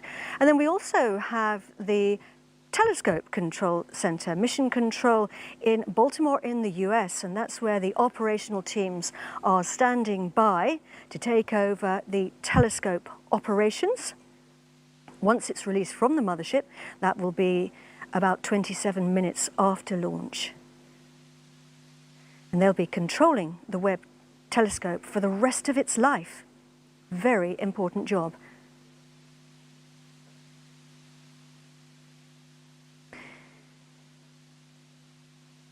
The James Webb Space Telescope is a truly remarkable observatory. People have been working on it for over 2 decades. Some people have been working on it for their whole professional lives. Thomas Zurbuchen is the head of science at NASA, and he's joining me now just to talk about it. Thomas, or Dr. Z, as we can also call you. The day has come. All these decades, all this time, all these people working on the telescope, and here we are, 16 minutes and counting to launch. It's a big day, huh? Oh, I'm so amazed, right? We have this telescope on top of this rocket, a telescope that 10,000 plus people have worked on in many ways, and together with that telescope, all the hopes and dreams of those individuals, and also tens of thousands of scientists, some of them not even born, that will benefit from these data are there with them, waiting for these last minutes of countdown for its journey to space. I'm guessing people are feeling a combination of emotional excitement. What's going through people's minds, do you think? Oh, I think there's a tremendous sense of accomplishment. Whenever you're on top of a rocket, many things went really, really well. There's tremendous pride. There's always a little bit of anxiety. We know launching is hard. We have one of the absolute best teams in the world working on this right now, so I'm confident in that. We're super excited.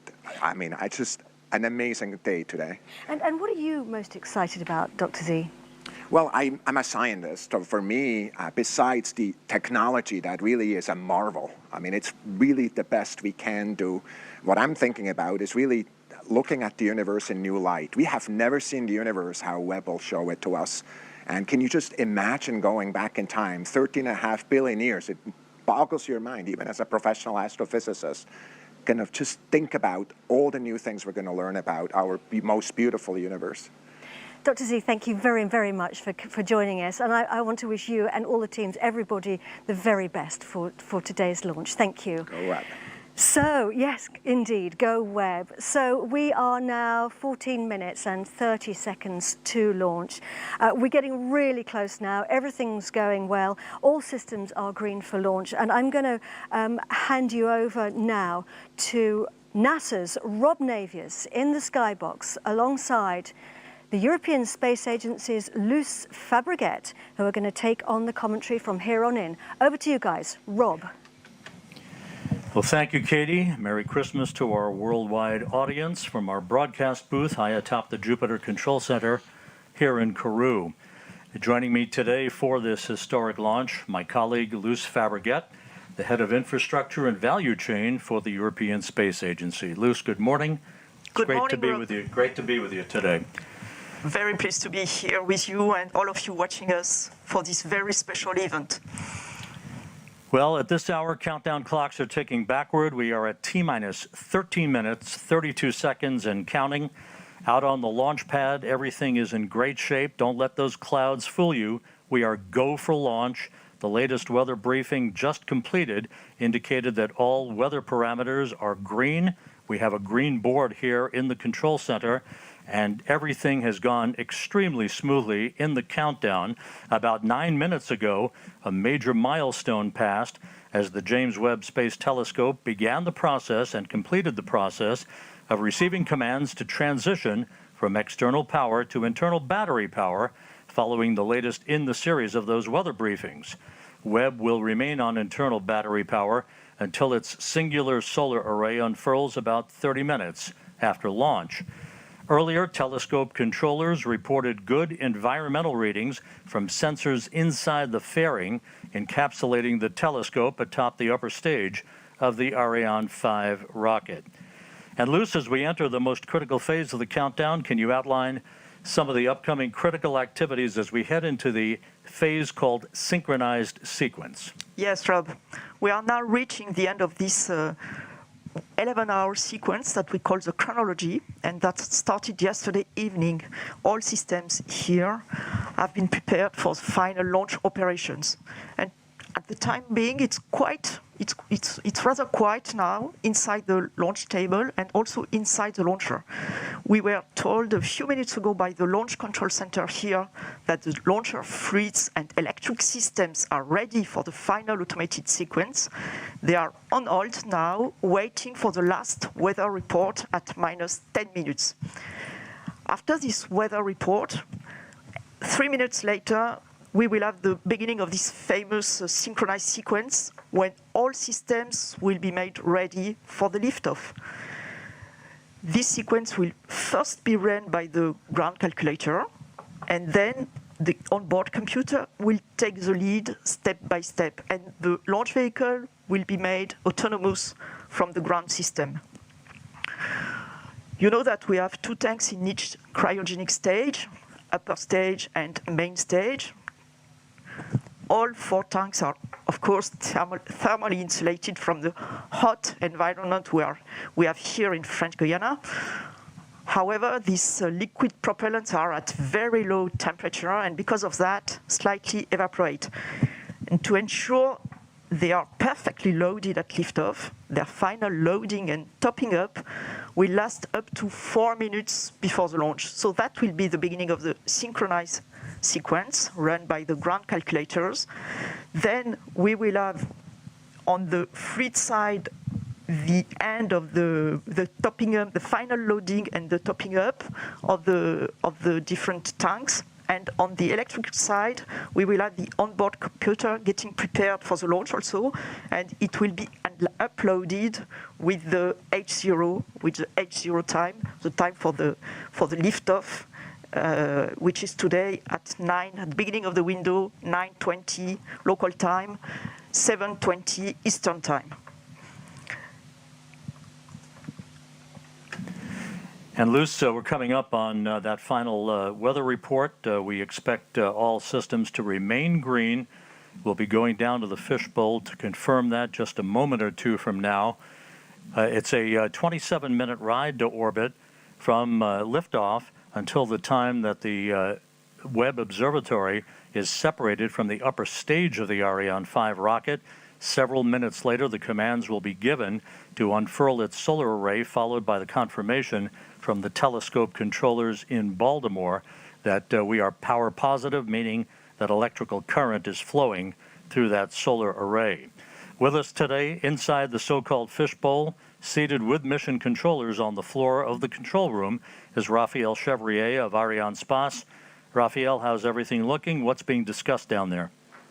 Hi, Rob. Well, so far, so good. We just received the last weather forecast. It's all green for the H0 that is forecast right now. What we checked was altitude winds, wind in the vicinity of the launch pad, and risk of lightning. So right now, it's a relief because the weather was a bit tough in the last couple of days. But right now, everybody is very focused on the next steps. The start of the synchronized sequence at 7 minutes before liftoff. Last operations that Luce described earlier before Webb and the Ariane 5 are going to lift off and soar into the sky. Thanks, Raphael. We'll be back with you and Luce here shortly. We now have confirmation from Baltimore that James Webb is on internal power. Amidst all of this activity, we cannot forget that it is Christmas Day. 53 years ago, the astronauts of Apollo 8 completed their 10th and final orbit of the moon after reading from the book of Genesis on Christmas Eve to billions of people watching with rapt attention back on our planet. The astronauts then headed for home following their spacecraft's trans-Earth injection burn. Today, more than a half-century later, we're just minutes away from another genesis, the genesis of new era of discovery. The launch of the James Webb Space Telescope is at hand. We're just 38 seconds away from entering the critical synchronized sequence. You're going to be hearing all the critical calls from the DDO, the Range Operations Manager, who is Jean-Luc Voyer, here in the in the Mission Control Center. There he is. He will be calling the start of synchronized sequence, all of the critical countdown milestones, and we will be listening very intently for his calls. Let's stand by. À tous de DDO, attention pour la séquence finale lanceur.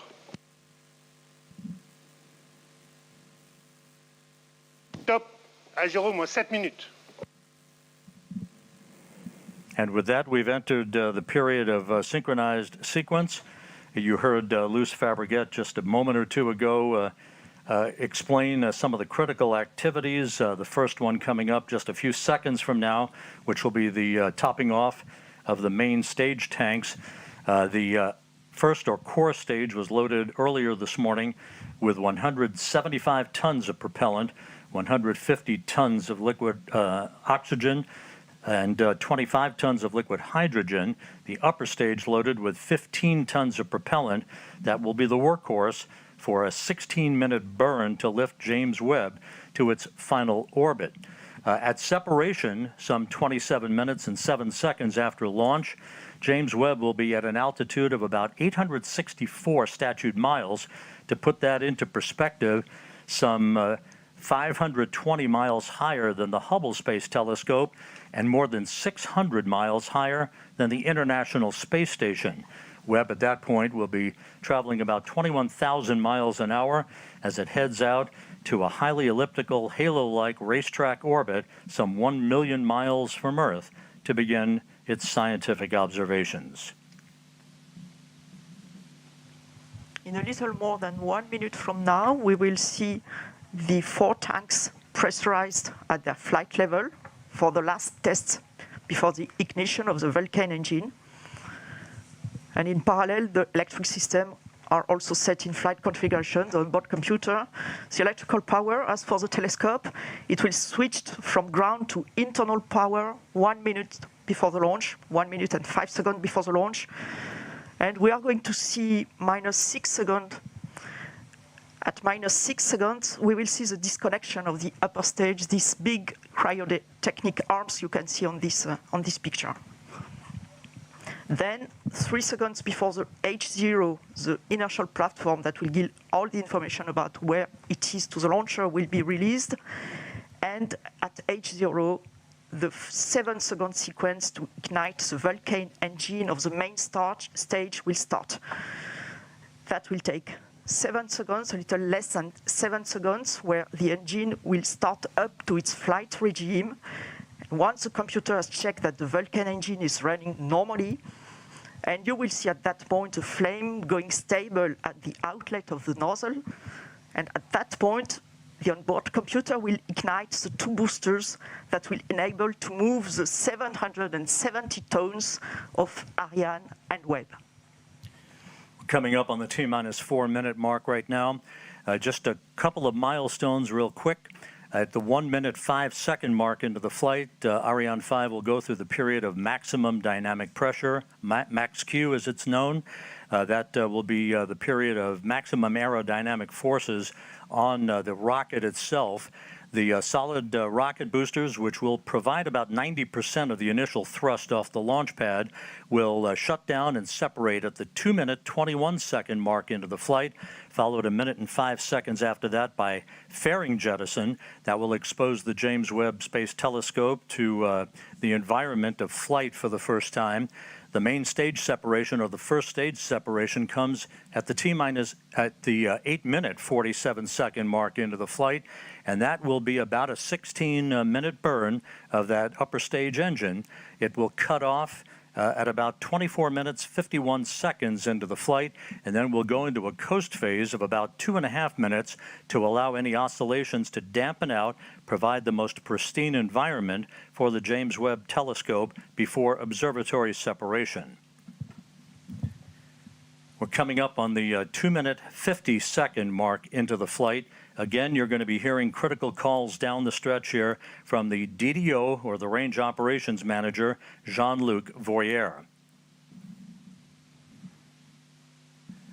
The weather is go. We have a green board, no issues being worked. NASA officials, including Greg Robinson on the right, carefully watching the telemetry, looking intently at the final couple of minutes of the countdown. Lives have been spent in the preparation of the James Webb Space Telescope that is about to fly. And Beatrice Romero on his side on the left of the screen from Arianespace. And that is the DDO, the Range Operations Manager, Jean-Luc Voyer, as we have hit the 2-minute mark in the countdown.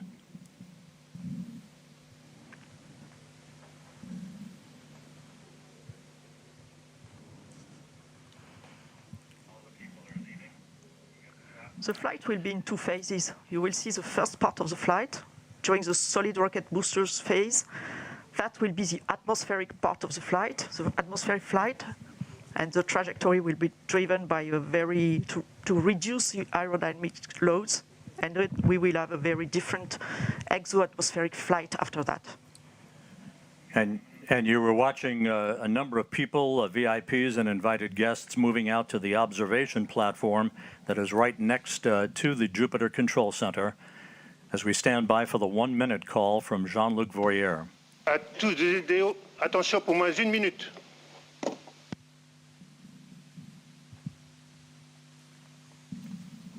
Top, à 0 moins 1 minute. Thumbs up from Jean-Luc Voyer. All systems are go. We're inside a minute now, T-minus 50 seconds and counting.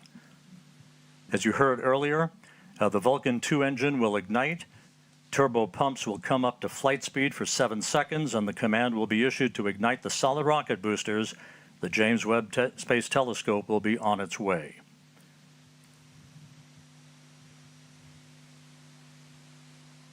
T-minus 30 seconds and counting.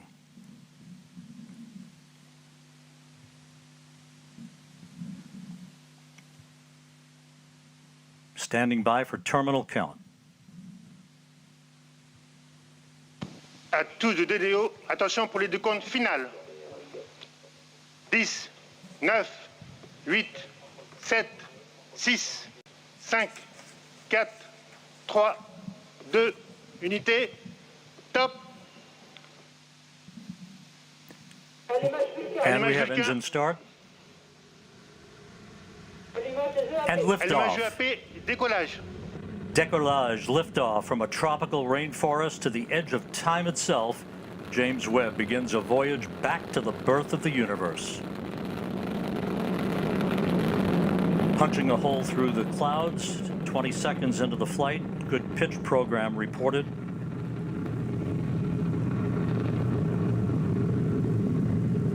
Trajectoire est nominale. Vehicle performance is nominal.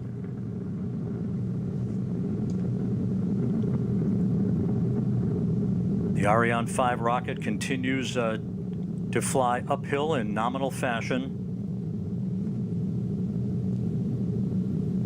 The rumble of the powerful Ariane 5 now being felt here in the control center. 3D animation. We can hear the noise and feel the vibrations here. You're right, Rob. Yeah, impressive. 13 kilometers in altitude, 7 kilometers downrange, traveling about 0.6 kilometers per second. Tous les paramètres à bord sont normaux. The trajectory reported to be nominal by Jean-Luc Voyer, the Range Operations Manager. You can see at the bottom of your screen, the yellow line is the trajectory plot, perfectly overlaid over the green line, which was the pre-launch trajectory. 1 minute, 41 seconds into the flight, about 40 seconds away from shutdown of the solid rocket boosters.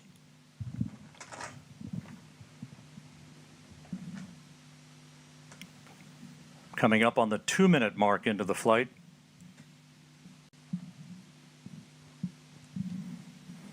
When it detects the threshold on acceleration, not the deceleration, but less acceleration for Tous les paramètres à bord sont normaux. Everything is okay, everything is normal. 2 minutes, 15 seconds into the flight. When the computer detects this threshold, it will separate. Séparation des EAP. Done. We have confirmation of solid rocket booster separation from Jean-Luc Voyer. This coming at an altitude of 44 miles.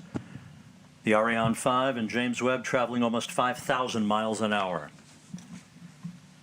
We have about 1 minute, 5 seconds to go before fairing jettison. That'll be the next critical milestone.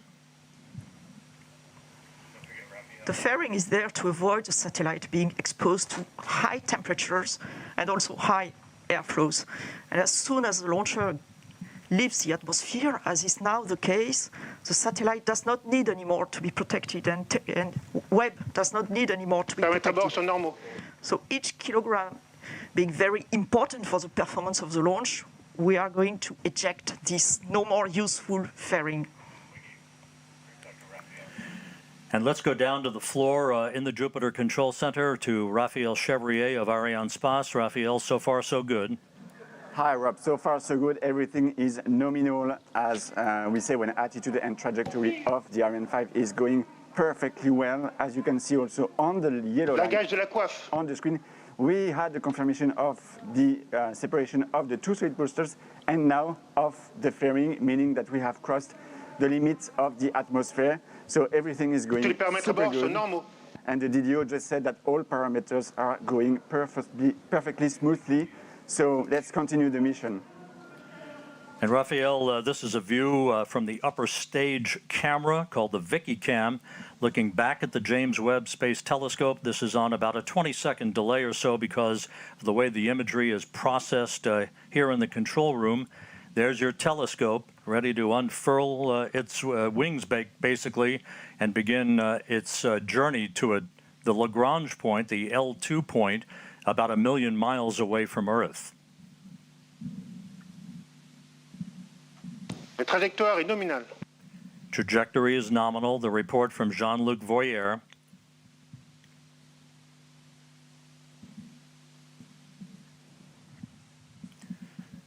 The liftoff time confirmed here in the Mission Control Center at 12:20 Greenwich Mean Time, 9:20 a.m. Kourou time, 7:20 a.m. Eastern Time. The Ariane 5 and James Webb, 181 kilometers in altitude, 450 kilometers downrange from the launch site here in Kourou. Flight control is very smooth. 5 minutes, 12 seconds into the flight. We have about 3.5 minutes to go in main stage or first stage performance. And again, you can see at the bottom of your screen the yellow plot line overlaid over the green line, meaning we are right on course, right down the pike, and a perfect trajectory so far for the Ariane 5 rocket. Les paramètres à bord sont normaux. All telemetry data are now received by the Galileo tracking station, which is close to here, where we are in Kourou. It will track the launcher up to the ignition of its upper stage. La propulsion est nominale. And then we'll have the Natal station in Brazil, Ascension as you can see on the map, in the middle of the ocean, and the two last stations in Africa, Libreville and Malindi, one on the east coast, the other one on the west coast. And the one on the west coast, Malindi, you can see that the telescope will be separated more or less over this Malindi station. And this Malindi station will also acquire the telemetry data from the telescope. You can see both are green, Galileo and Natal on this animation. It means they are expected to receive the data, and it was confirmed right now by the launch operations manager. Acquisition de télémesure par la station du Natal au Brésil. And just confirming now that telemetry is being processed through the Brazilian tracking station. The telescope is also processing telemetry through the tracking and data relay satellite system. As it moves further and further out into deep space, all of the telescope's telemetry and its imagery ultimately will be processed through the Deep Space Network in Goldstone, California. We passed the 7-minute mark into the flight, a perfect ride so far on the Ariane 5. We have about 1.5 minutes to go in the first stage performance. Once the main stage engine is commanded to cut off, it will be jettisoned, and just a few seconds after that, the upper stage engine will ignite, and it will be the workhorse for a 16-minute burn that will put James Webb into its preliminary orbit.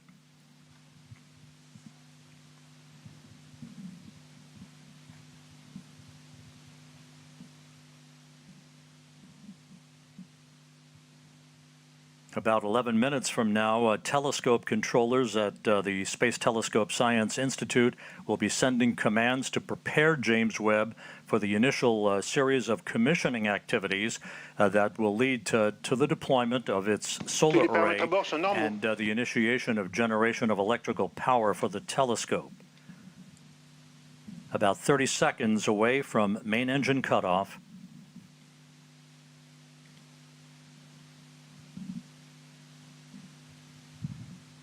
La trajectoire est normale. Nominal trajectory continues to be the watchword for the day from the Range Operations Manager, Jean-Luc Voyer, as we stand by for main engine shutdown and separation.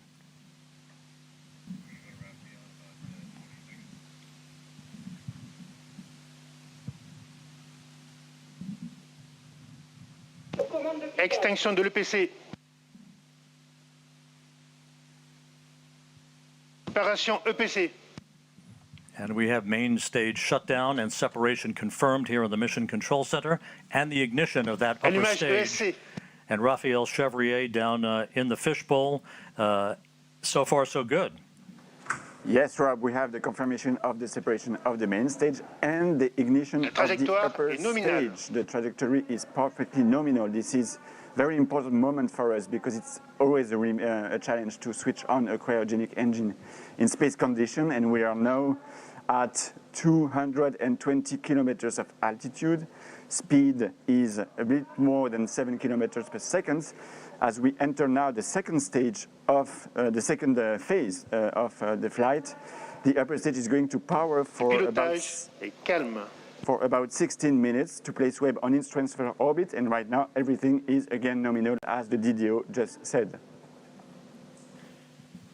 And a short time from now, the so-called sawtooth maneuver will get underway. Again, like rocking a baby in a cradle, this will be a maneuver to keep Webb's optics protected from overheating, Luce. Exactly, Rob, like a baby in a cradle. You can see here Webb attached on top of Ariane 5 upper stage with a very specific configuration. Of course, it will be different during its lifetime, but for the time being, its sun shield is folded and not yet fully protecting the observatory. A number of exhaustive studies have been performed by the mission teams in Europe, in the US, on the thermal conditioning inside the telescope and the way the rays of the sun would propagate and interact with sensitive equipment inside the telescope. Maintain this thermal conditioning is really key before separating this telescope. And in particular, we know that one face of the telescope cannot face the sun. That's why and to produce these right thermal conditions inside Webb, a specific roll law has been designed, what we call the sawtooth approach. And if you are watching carefully to these images, you can see this animation. You can see that the upper stage is going 30 degrees on one side, then 30 degrees on the other side, going back and forth this way to maintain this perfect thermal conditioning for the telescope.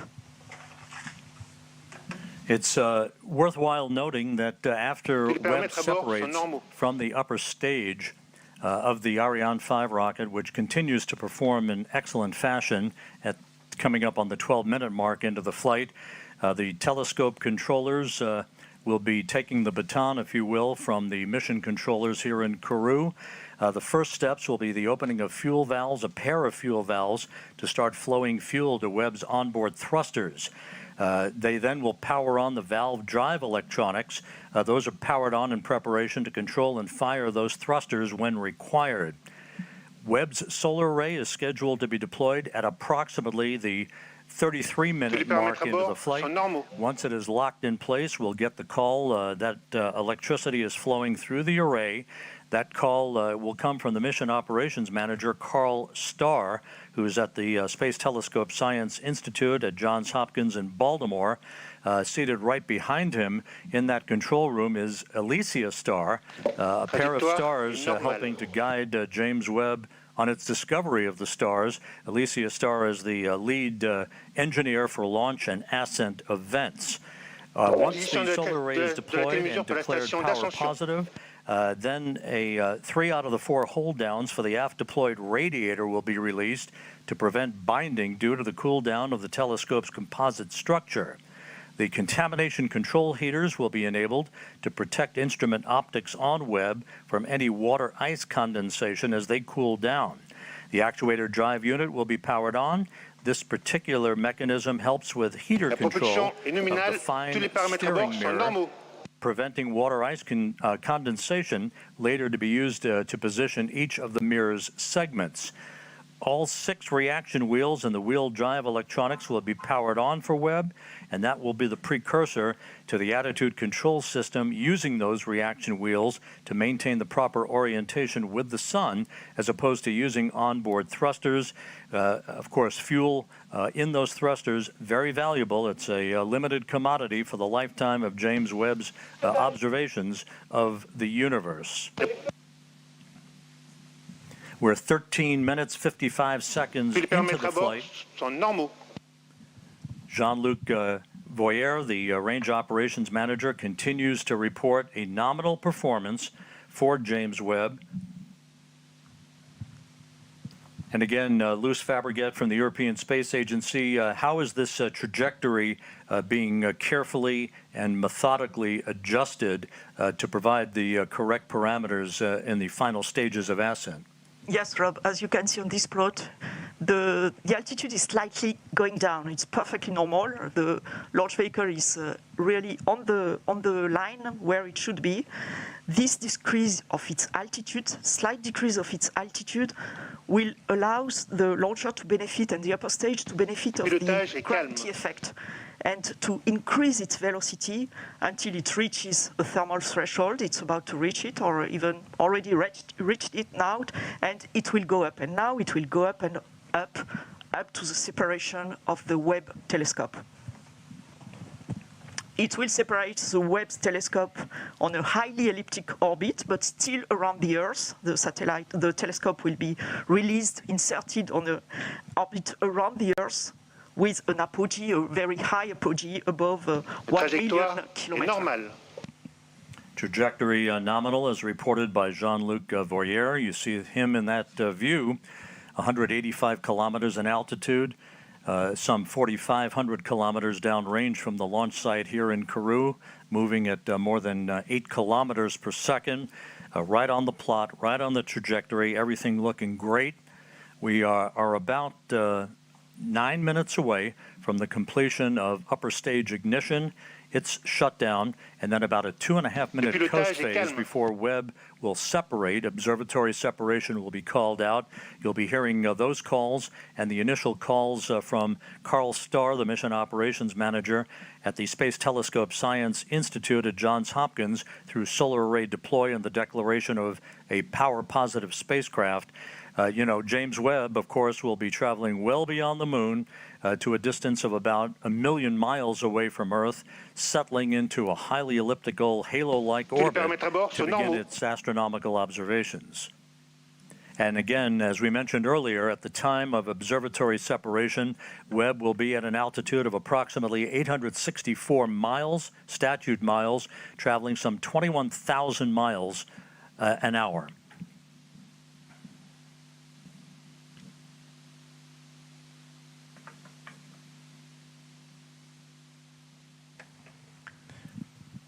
We're about 8 minutes away from upper stage shutdown.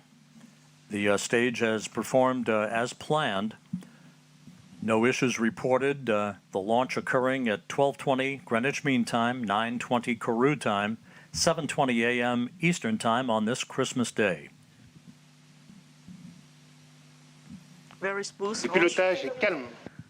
The velocity you just mentioned is very important, Rob. The velocity you just mentioned at separation of the telescope is very important. It will be slightly below, okay, I give it in a kilometer per second, but it will be slightly below 10 kilometers per second, because it's important that the satellite, the telescope, is not inserted on an escape orbit. It will be placed on a terrestrial orbit so that there will be time for the layout, for the early phase operations and the commissioning of the telescope.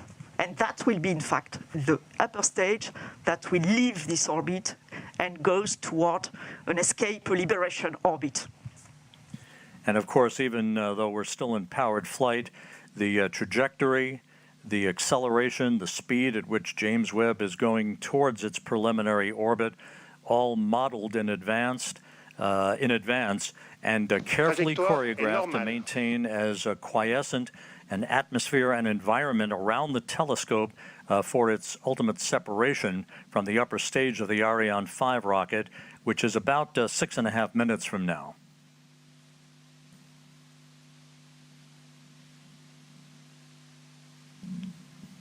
.5 minutes into the flight. It's very quiet now here in the control center, here in Kourou. NASA officials, European Space Agency officials, Arianespace officials, all watching telemetry very carefully.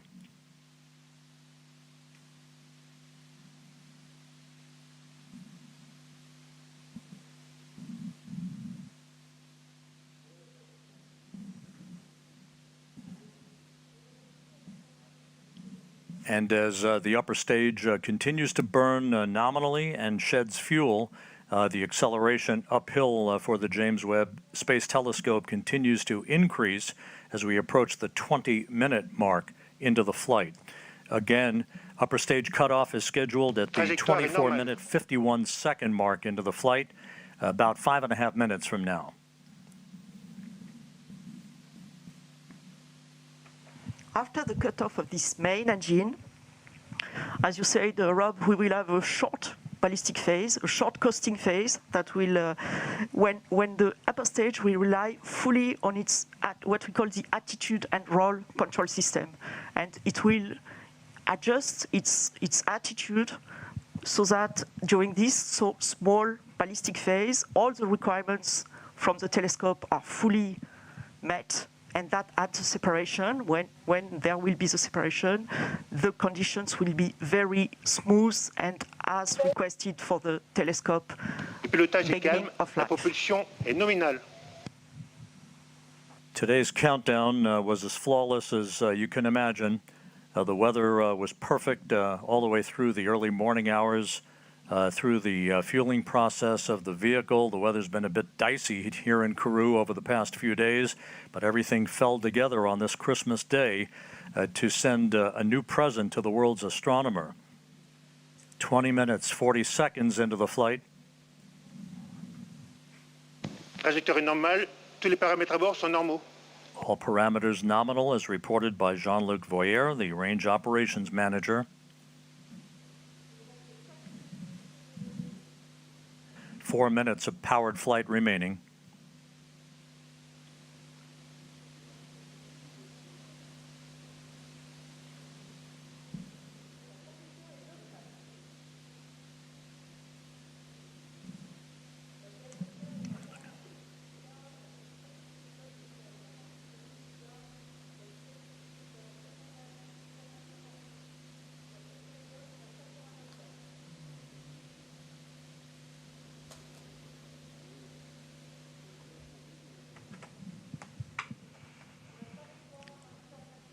The telemetry of the launch vehicle is acquired for the time being by the Libreville tracking station on the western coast of Africa.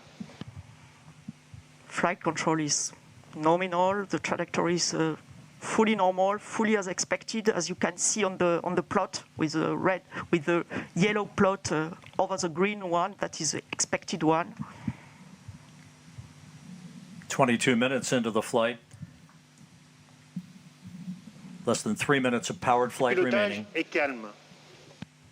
Smooth flight control.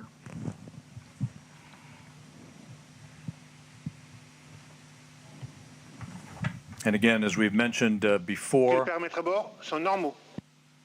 everything nominal reported by the range operations manager. As we've mentioned before, this is a long ride uphill for the James Webb Space Telescope to put it at the proper position in the sky so that it can escape from the Earth, basically head beyond the moon towards its final orbit for its commissioning activities that will be the dominant feature of all of the operations from the Space Telescope Science Institute over the course of the next several weeks. And the launch operations manager announced the acquisition by the Malindi station, as expected, for the end of the flight and the last part of the upper stage flight and the separation of the telescope. James Webb is about 4 minutes away from separating from the upper stage. And again, at that point, it will be on its own. And again, those milestones that we discussed a bit earlier in the broadcast will begin to be followed carefully by the telescope controllers at the Mission Operations Center, the MOC as it's called, at the Space Telescope Science Institute in Baltimore.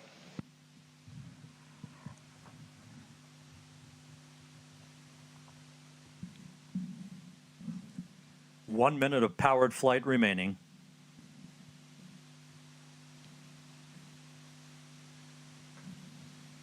The upper stage continues to function perfectly. It's been a smooth ride for the James Webb Space Telescope.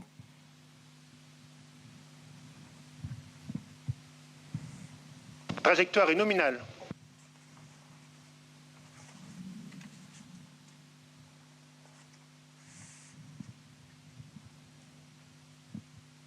That upper stage was loaded pre-flight this morning with 15 tons of propellant for this long 16-minute burn. Now about 30 seconds away from upper stage cutoff.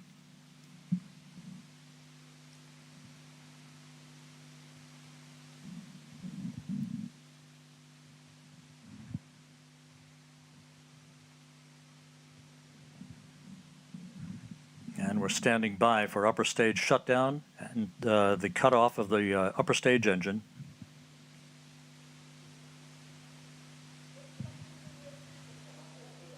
Extinction ESC.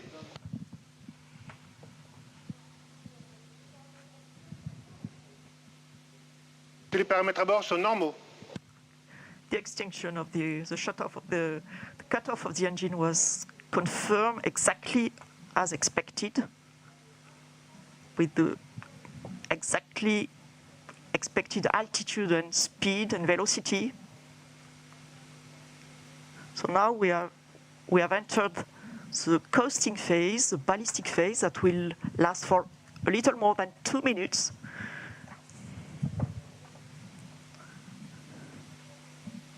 And the telescope controllers in Baltimore confirming that all of the function parameters for the James Webb Space Telescope have been loaded on board the telescope.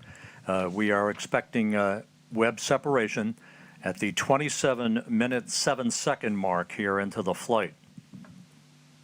Just over a minute from now, Springs will gently push Webb away from the upper stage of the Ariane 5. As it moves further and further away from the upper stage, there'll be what we refer to as a collision avoidance maneuver.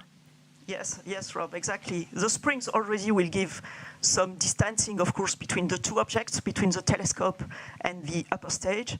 And then the upper stage will leave the trajectory of the telescope and makes a special maneuver to pass the telescope and heads towards a liberation orbit and leaves the telescope on its orbit without any risk of collision and without any risk of pollution towards the telescope.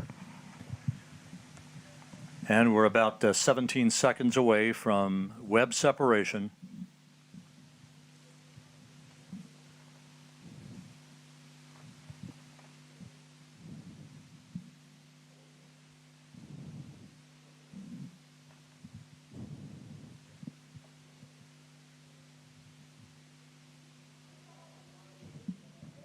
Séparation Webb Space Telescope. Go Webb!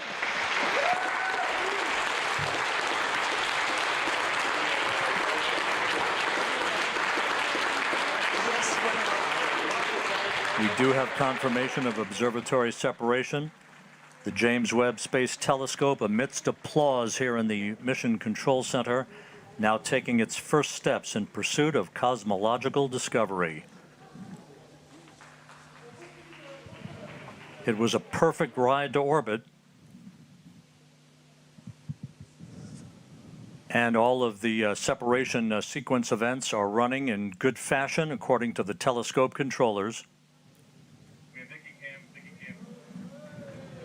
And there is the view from the upper stage camera on the Ariane 5 looking at the James Webb Space Telescope as it moves gently away from its launch vehicle.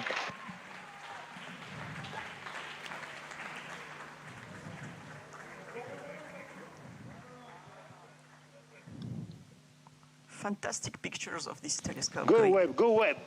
Yes, go Webb. Ironically enough, as we marvel on this view from the upper stage camera, this will be humanity's last view of the James Webb Space Telescope as it moves to its workplace about 1 million miles away from Earth. Yes, you're right, Rob. Impressive, fantastic pictures. Yeah.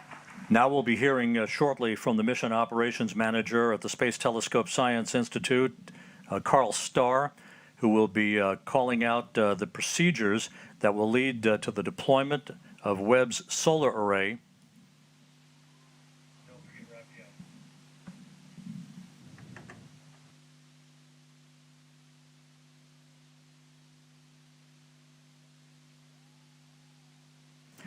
And down in the fishbowl where there is jubilation, let's go to Raphael Chevrier of Arianespace. And before we do that, Raphael, a bit earlier than planned, but there is the solar array having been deployed. James Webb now has its array out as we stand by for confirmation that it is power positive. Hey, Rob.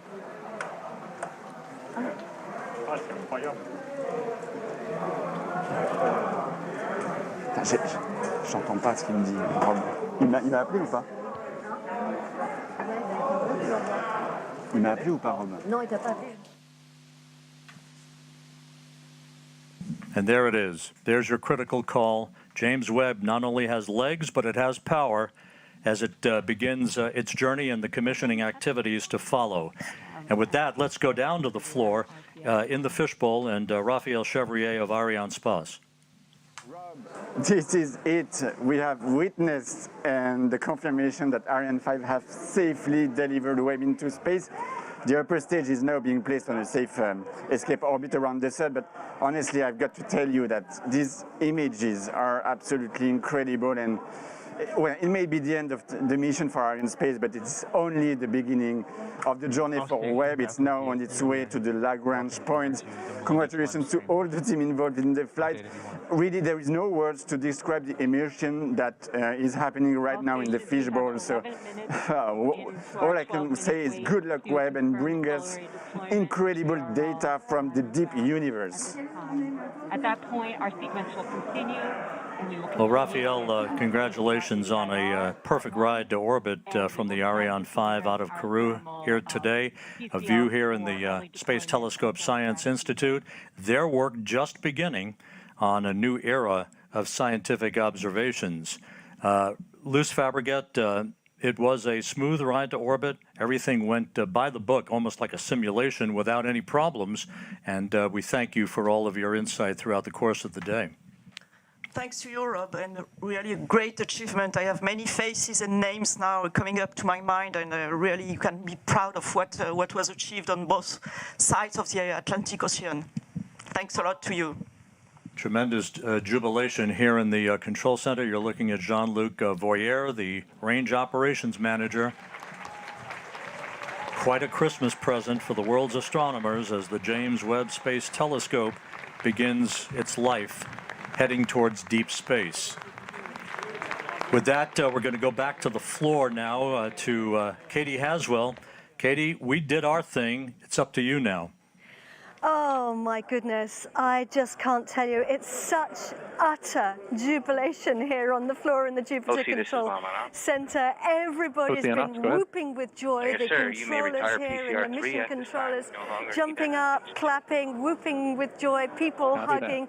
And I have to say, my throat was caught as I saw the glimpse of sunshine on Webb's solar panels as we watched it heading out into space on its journey to its working zone. It's going to take about 6 months before we start getting our deep space observations from Webb. Of course, the teams have got a huge amount to do before we get to that, and our best wishes with all those teams in Baltimore. I want to get some reaction. Right now, everybody's talking and hugging each other because they're feeling so excited, and I totally understand that. Let's start, though, by going over to the NASA administrator, Bill Nelson.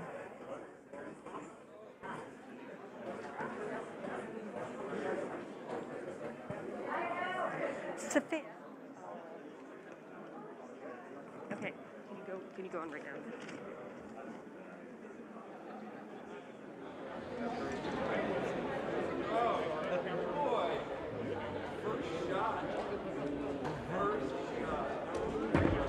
Okay.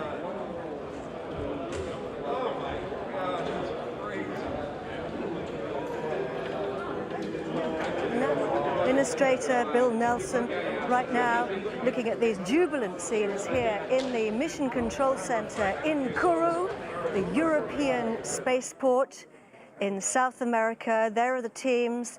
The mission controllers have done a fantastic job. It was an utterly flawless launch from the European spaceport here on the equator in the Amazon rainforest. Hoping to go over now to NASA Administrator Bill Nelson to get some reaction from him.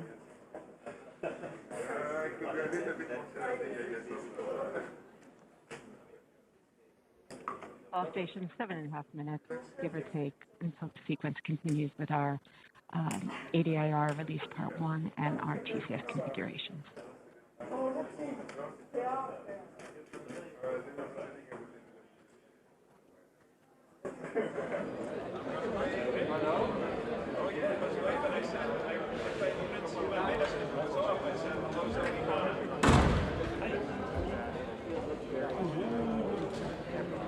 GSC on off, filling the JWST config.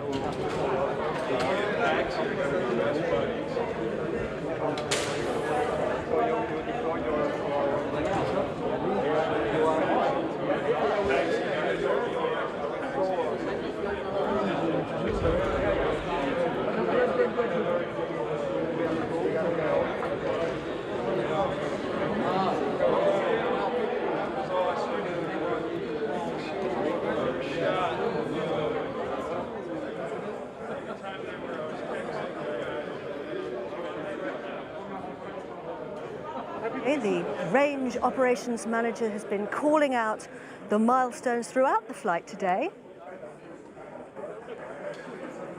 And the ESA teams responsible for so much fabulous work, great teamwork here to get the Webb telescope into space, and Webb is now heading out on its journey, on its own, with the mission controllers, the telescope mission controllers in Baltimore, following those incredibly important first actions and first operations. Charlotte Bezko there, who's responsible for the ESA operations here at the spaceport. We're hanging in there, waiting and hoping to hear from the NASA administrator, Bill Nelson, who I have absolutely no doubt will be as jubilant as everybody here at the Guiana Space Center.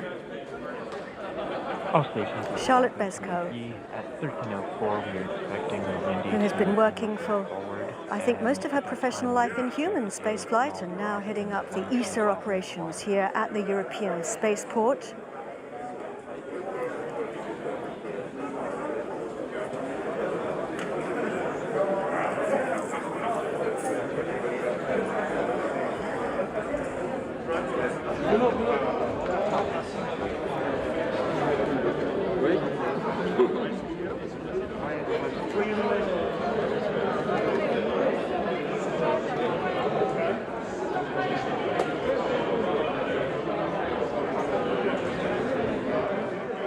Over to you, Bill Nelson.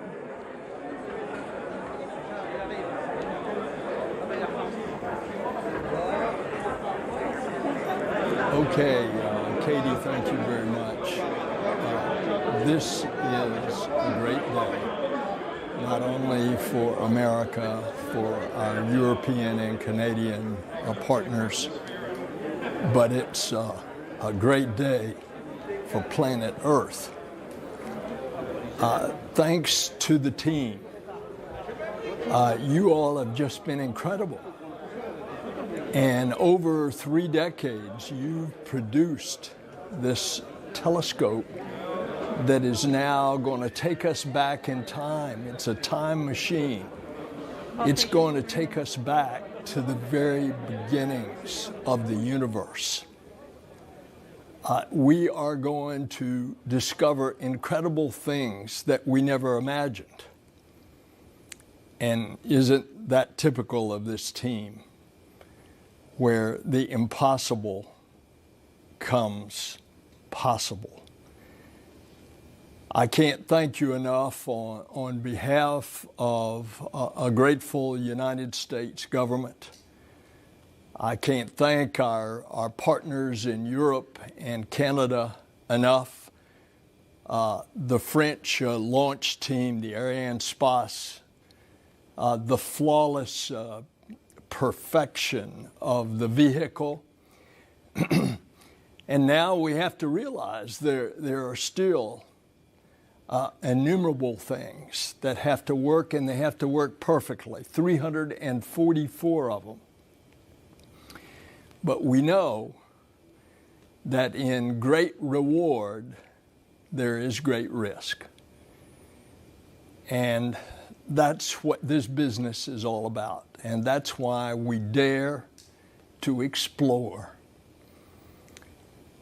The James Webb Space Telescope is very much a part of that exploration. It's significant that we had the delays, and it kept us all the way to today, Christmas Day, when others long ago peered up into the sky and saw stars. But it's also another millennia before that a shepherd grazing his sheep would look up at the night sky. He became a poet, and he penned the words, "The heavens declare the glory of God, the firmament shows his handiwork." That shepherd, that poet, became king. And those immortal words in Psalm 19 encapsulate the expressions that we have today. The handiwork of God as we peer back in time over 13 billion years ago, capture the light from the very beginning of the creation. My congratulations to the team. My congratulations to NASA, to our partners. Go James Webb Space Telescope. God bless you, and God bless planet Earth.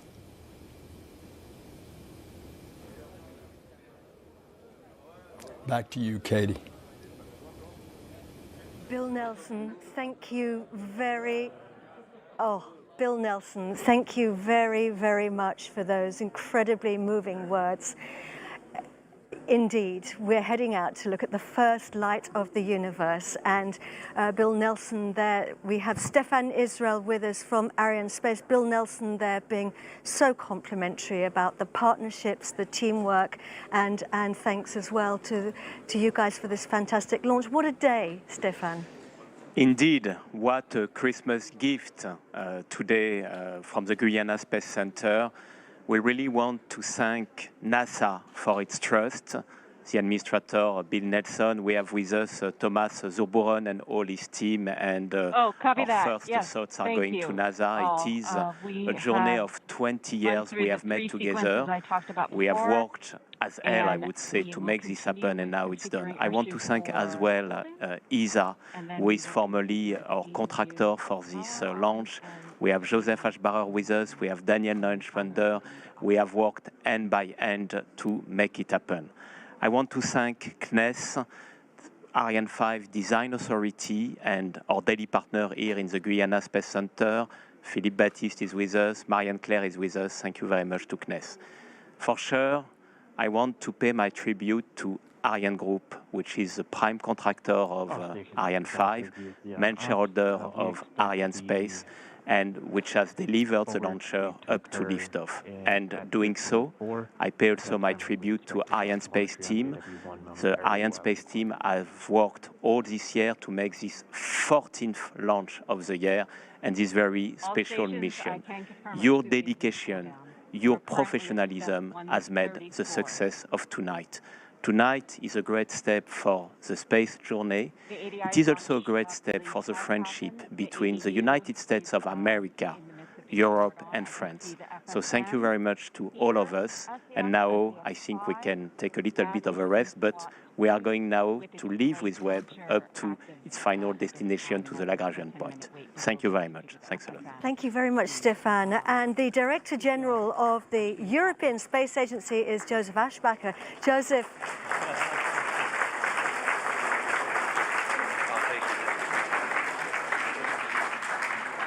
So Merry Christmas to everyone.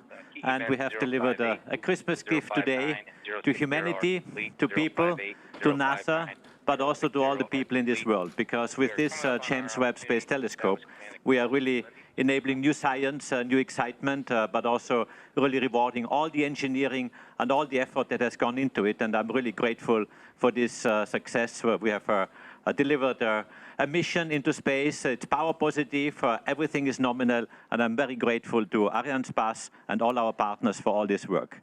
Stefan Israel has already thanked all our partners, but let me also just very briefly recall that this was really a team effort. It was a team effort of the European team. We call it Team Europe, the European Space Agency, obviously providing the launcher with Arianespace, with CNES, with Ariane Group, with all our partners which we have to make this possible. And I really would like to spend a minute to thank all the people involved in this. Today is Christmas. Some of them are here, have been spent weeks here in French Guiana or at the sites where they have been working. It's a special moment. I know I have made sacrifices, but it's a special moment, and really thank you from my heart. But also thank you, NASA. Bill Nelson was speaking before. Thomas Zurbuchen is here with his team. Fantastic cooperation, and this cooperation between NASA and European team is really exemplary. And a big, big thank you, Thomas and your people, for what you have done together with us, that you have entrusted this precious spacecraft to us, which we could deliver. And I'm so happy today, I can tell you, this is a very special moment. It's very nerve-wracking. I couldn't do launches every single day. This would not be good for my life expectancy. But I can tell you this was very exciting, very nerve-wracking, but really, really very successful. And thank you from my side. And congratulations, NASA. Congratulations, science community. big science is to come, and really, really happy. Thank you from my side. Thank you very much. So the president of the CNES, which is the French space agency, is Philippe Baptiste, and he joins us now. Philippe. Thank you very much. Well, as everybody here in the room, I'm very, very happy to see that everything was fine, everything is nominal. It's great news for NASA, for ESA, for all of us. I just want to thank all the people who have been working over the last 20 years on this incredible instrument, on this telescope, but also people who have been working on the launch. I'm thinking especially on the 500 people who have been working yesterday during Christmas Eve to prepare the launch, to prepare this successful launch. And I really want to thank them very much. People from CNES, from ESA, from NASA, from Arianespace, and from all the partners who are around. I also want to give a special thank to the French Armed Force of Guiana who made this launch possible. They were monitoring everything, and without them, nothing would be possible here on this site. So thank you very much for all of them, and thanks also to all people from Guyana who are supporting this incredible European spaceport that we have here today. Thank you very much. Thank you, Philippe. So we now have a pre-recorded message from Lisa Campbell, who is the president of the Canadian Space Agency. I am so proud to witness the highly anticipated launch of this extraordinary mission. Je suis très heureuse et fière de m'adresser à vous aujourd'hui. It's a remarkable feat of international collaboration to think of all the scientific and engineering coordination that made today's events possible. In fact, Webb is the result of close to 25 years of planning and development with our international partners. Notre participation au télescope Webb est l'aboutissement de plus de 25 ans de planification et développement avec nos partenaires internationaux. We're playing a big role on the world stage. Canadian excellence has helped make this flagship telescope a reality.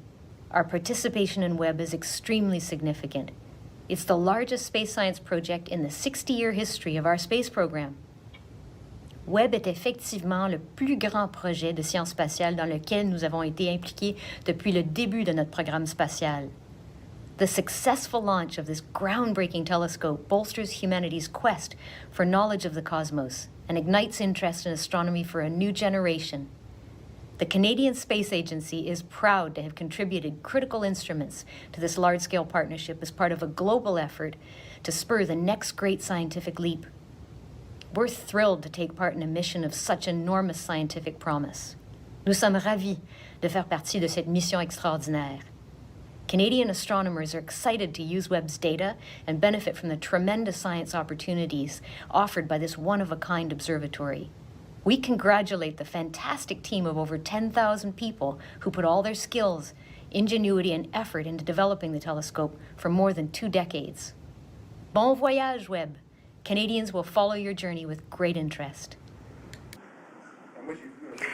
And now I'd like to hand you over to Thomas de Broeken, who is the head of science at NASA. Thomas. Well, Katie, what an emotional day, what an emotional time. We're here, all of us who have been working together for so many weeks, months, and years, and more importantly, our teams who are taking team images behind us, who have put in front of their lives as a highest priority for so many of them to actually get this done and get it done here, working even during the holiday times. I just couldn't be more grateful to the many, whether it's Arianespace, CNES, the European Space Agency, all the amazing people around French Guiana, the forces that are here, all the good people that have been such great hosts to our teams. All of them I want to thank. You know, whenever we look at launches, they're both an ending and a beginning. They're an ending of an engineering project on the ground, and with many amazing hours and challenges that are there, but they're a beginning. They're a beginning of one of the most amazing missions that humanity has conceived, and I'm so excited to look forward to the next setup of this telescope and all the science to come. Thanks to everybody. This is what we can do when we come together, Katie, as one humans. It's just absolutely incredible. Thank It's you. wonderful. And Dr. Z, thank you very much. Massive congratulations to you all, to everybody who's involved in today. Huge congratulations from everybody here at the Guiana Space Center, and also our very best wishes to all the teams in Baltimore who are now monitoring those early operations of the telescope as it starts to unfold. I'm going to hand you back now to Goddard, but before I do, I just want to say from all of us here at the Guiana Space Center, Merry Christmas. Over to you, Michelle. Thank you, Katie. I can tell you that here it feels like the dawn of a new age. Historians of the future will divide our understanding of the cosmos into eras before Webb and after Webb. Webb is this milestone that marks a bold effort to look backwards in time to the mysterious origins of everything. Of course, we move at human timescales, so here's what's coming up. In the next few weeks, engineers will unfold Webb's critical sun shield to begin chilling the telescope to unimaginably cold temperatures. They'll extend the DTA, the deployable tower assembly, the structure that supports the great golden mirror. And then finally, they'll unfold that mirror and begin the process of fine-tuning the system for work. Through it all, we intend to bring you live coverage of all of the important events that are happening, along with expert commentary and extraordinary images from the Mission Operations Center and our own broadcast headquarters here at Webb's home, the NASA Goddard Space Flight Center. Stay with us over the next few weeks because the adventure is just getting started. Speaking for everyone on the team, it's been a great pleasure to be with you here today. I'm Michelle Thaller, and you've been watching special live coverage of the historic launch of the James Webb Space Telescope. Thank you for joining us.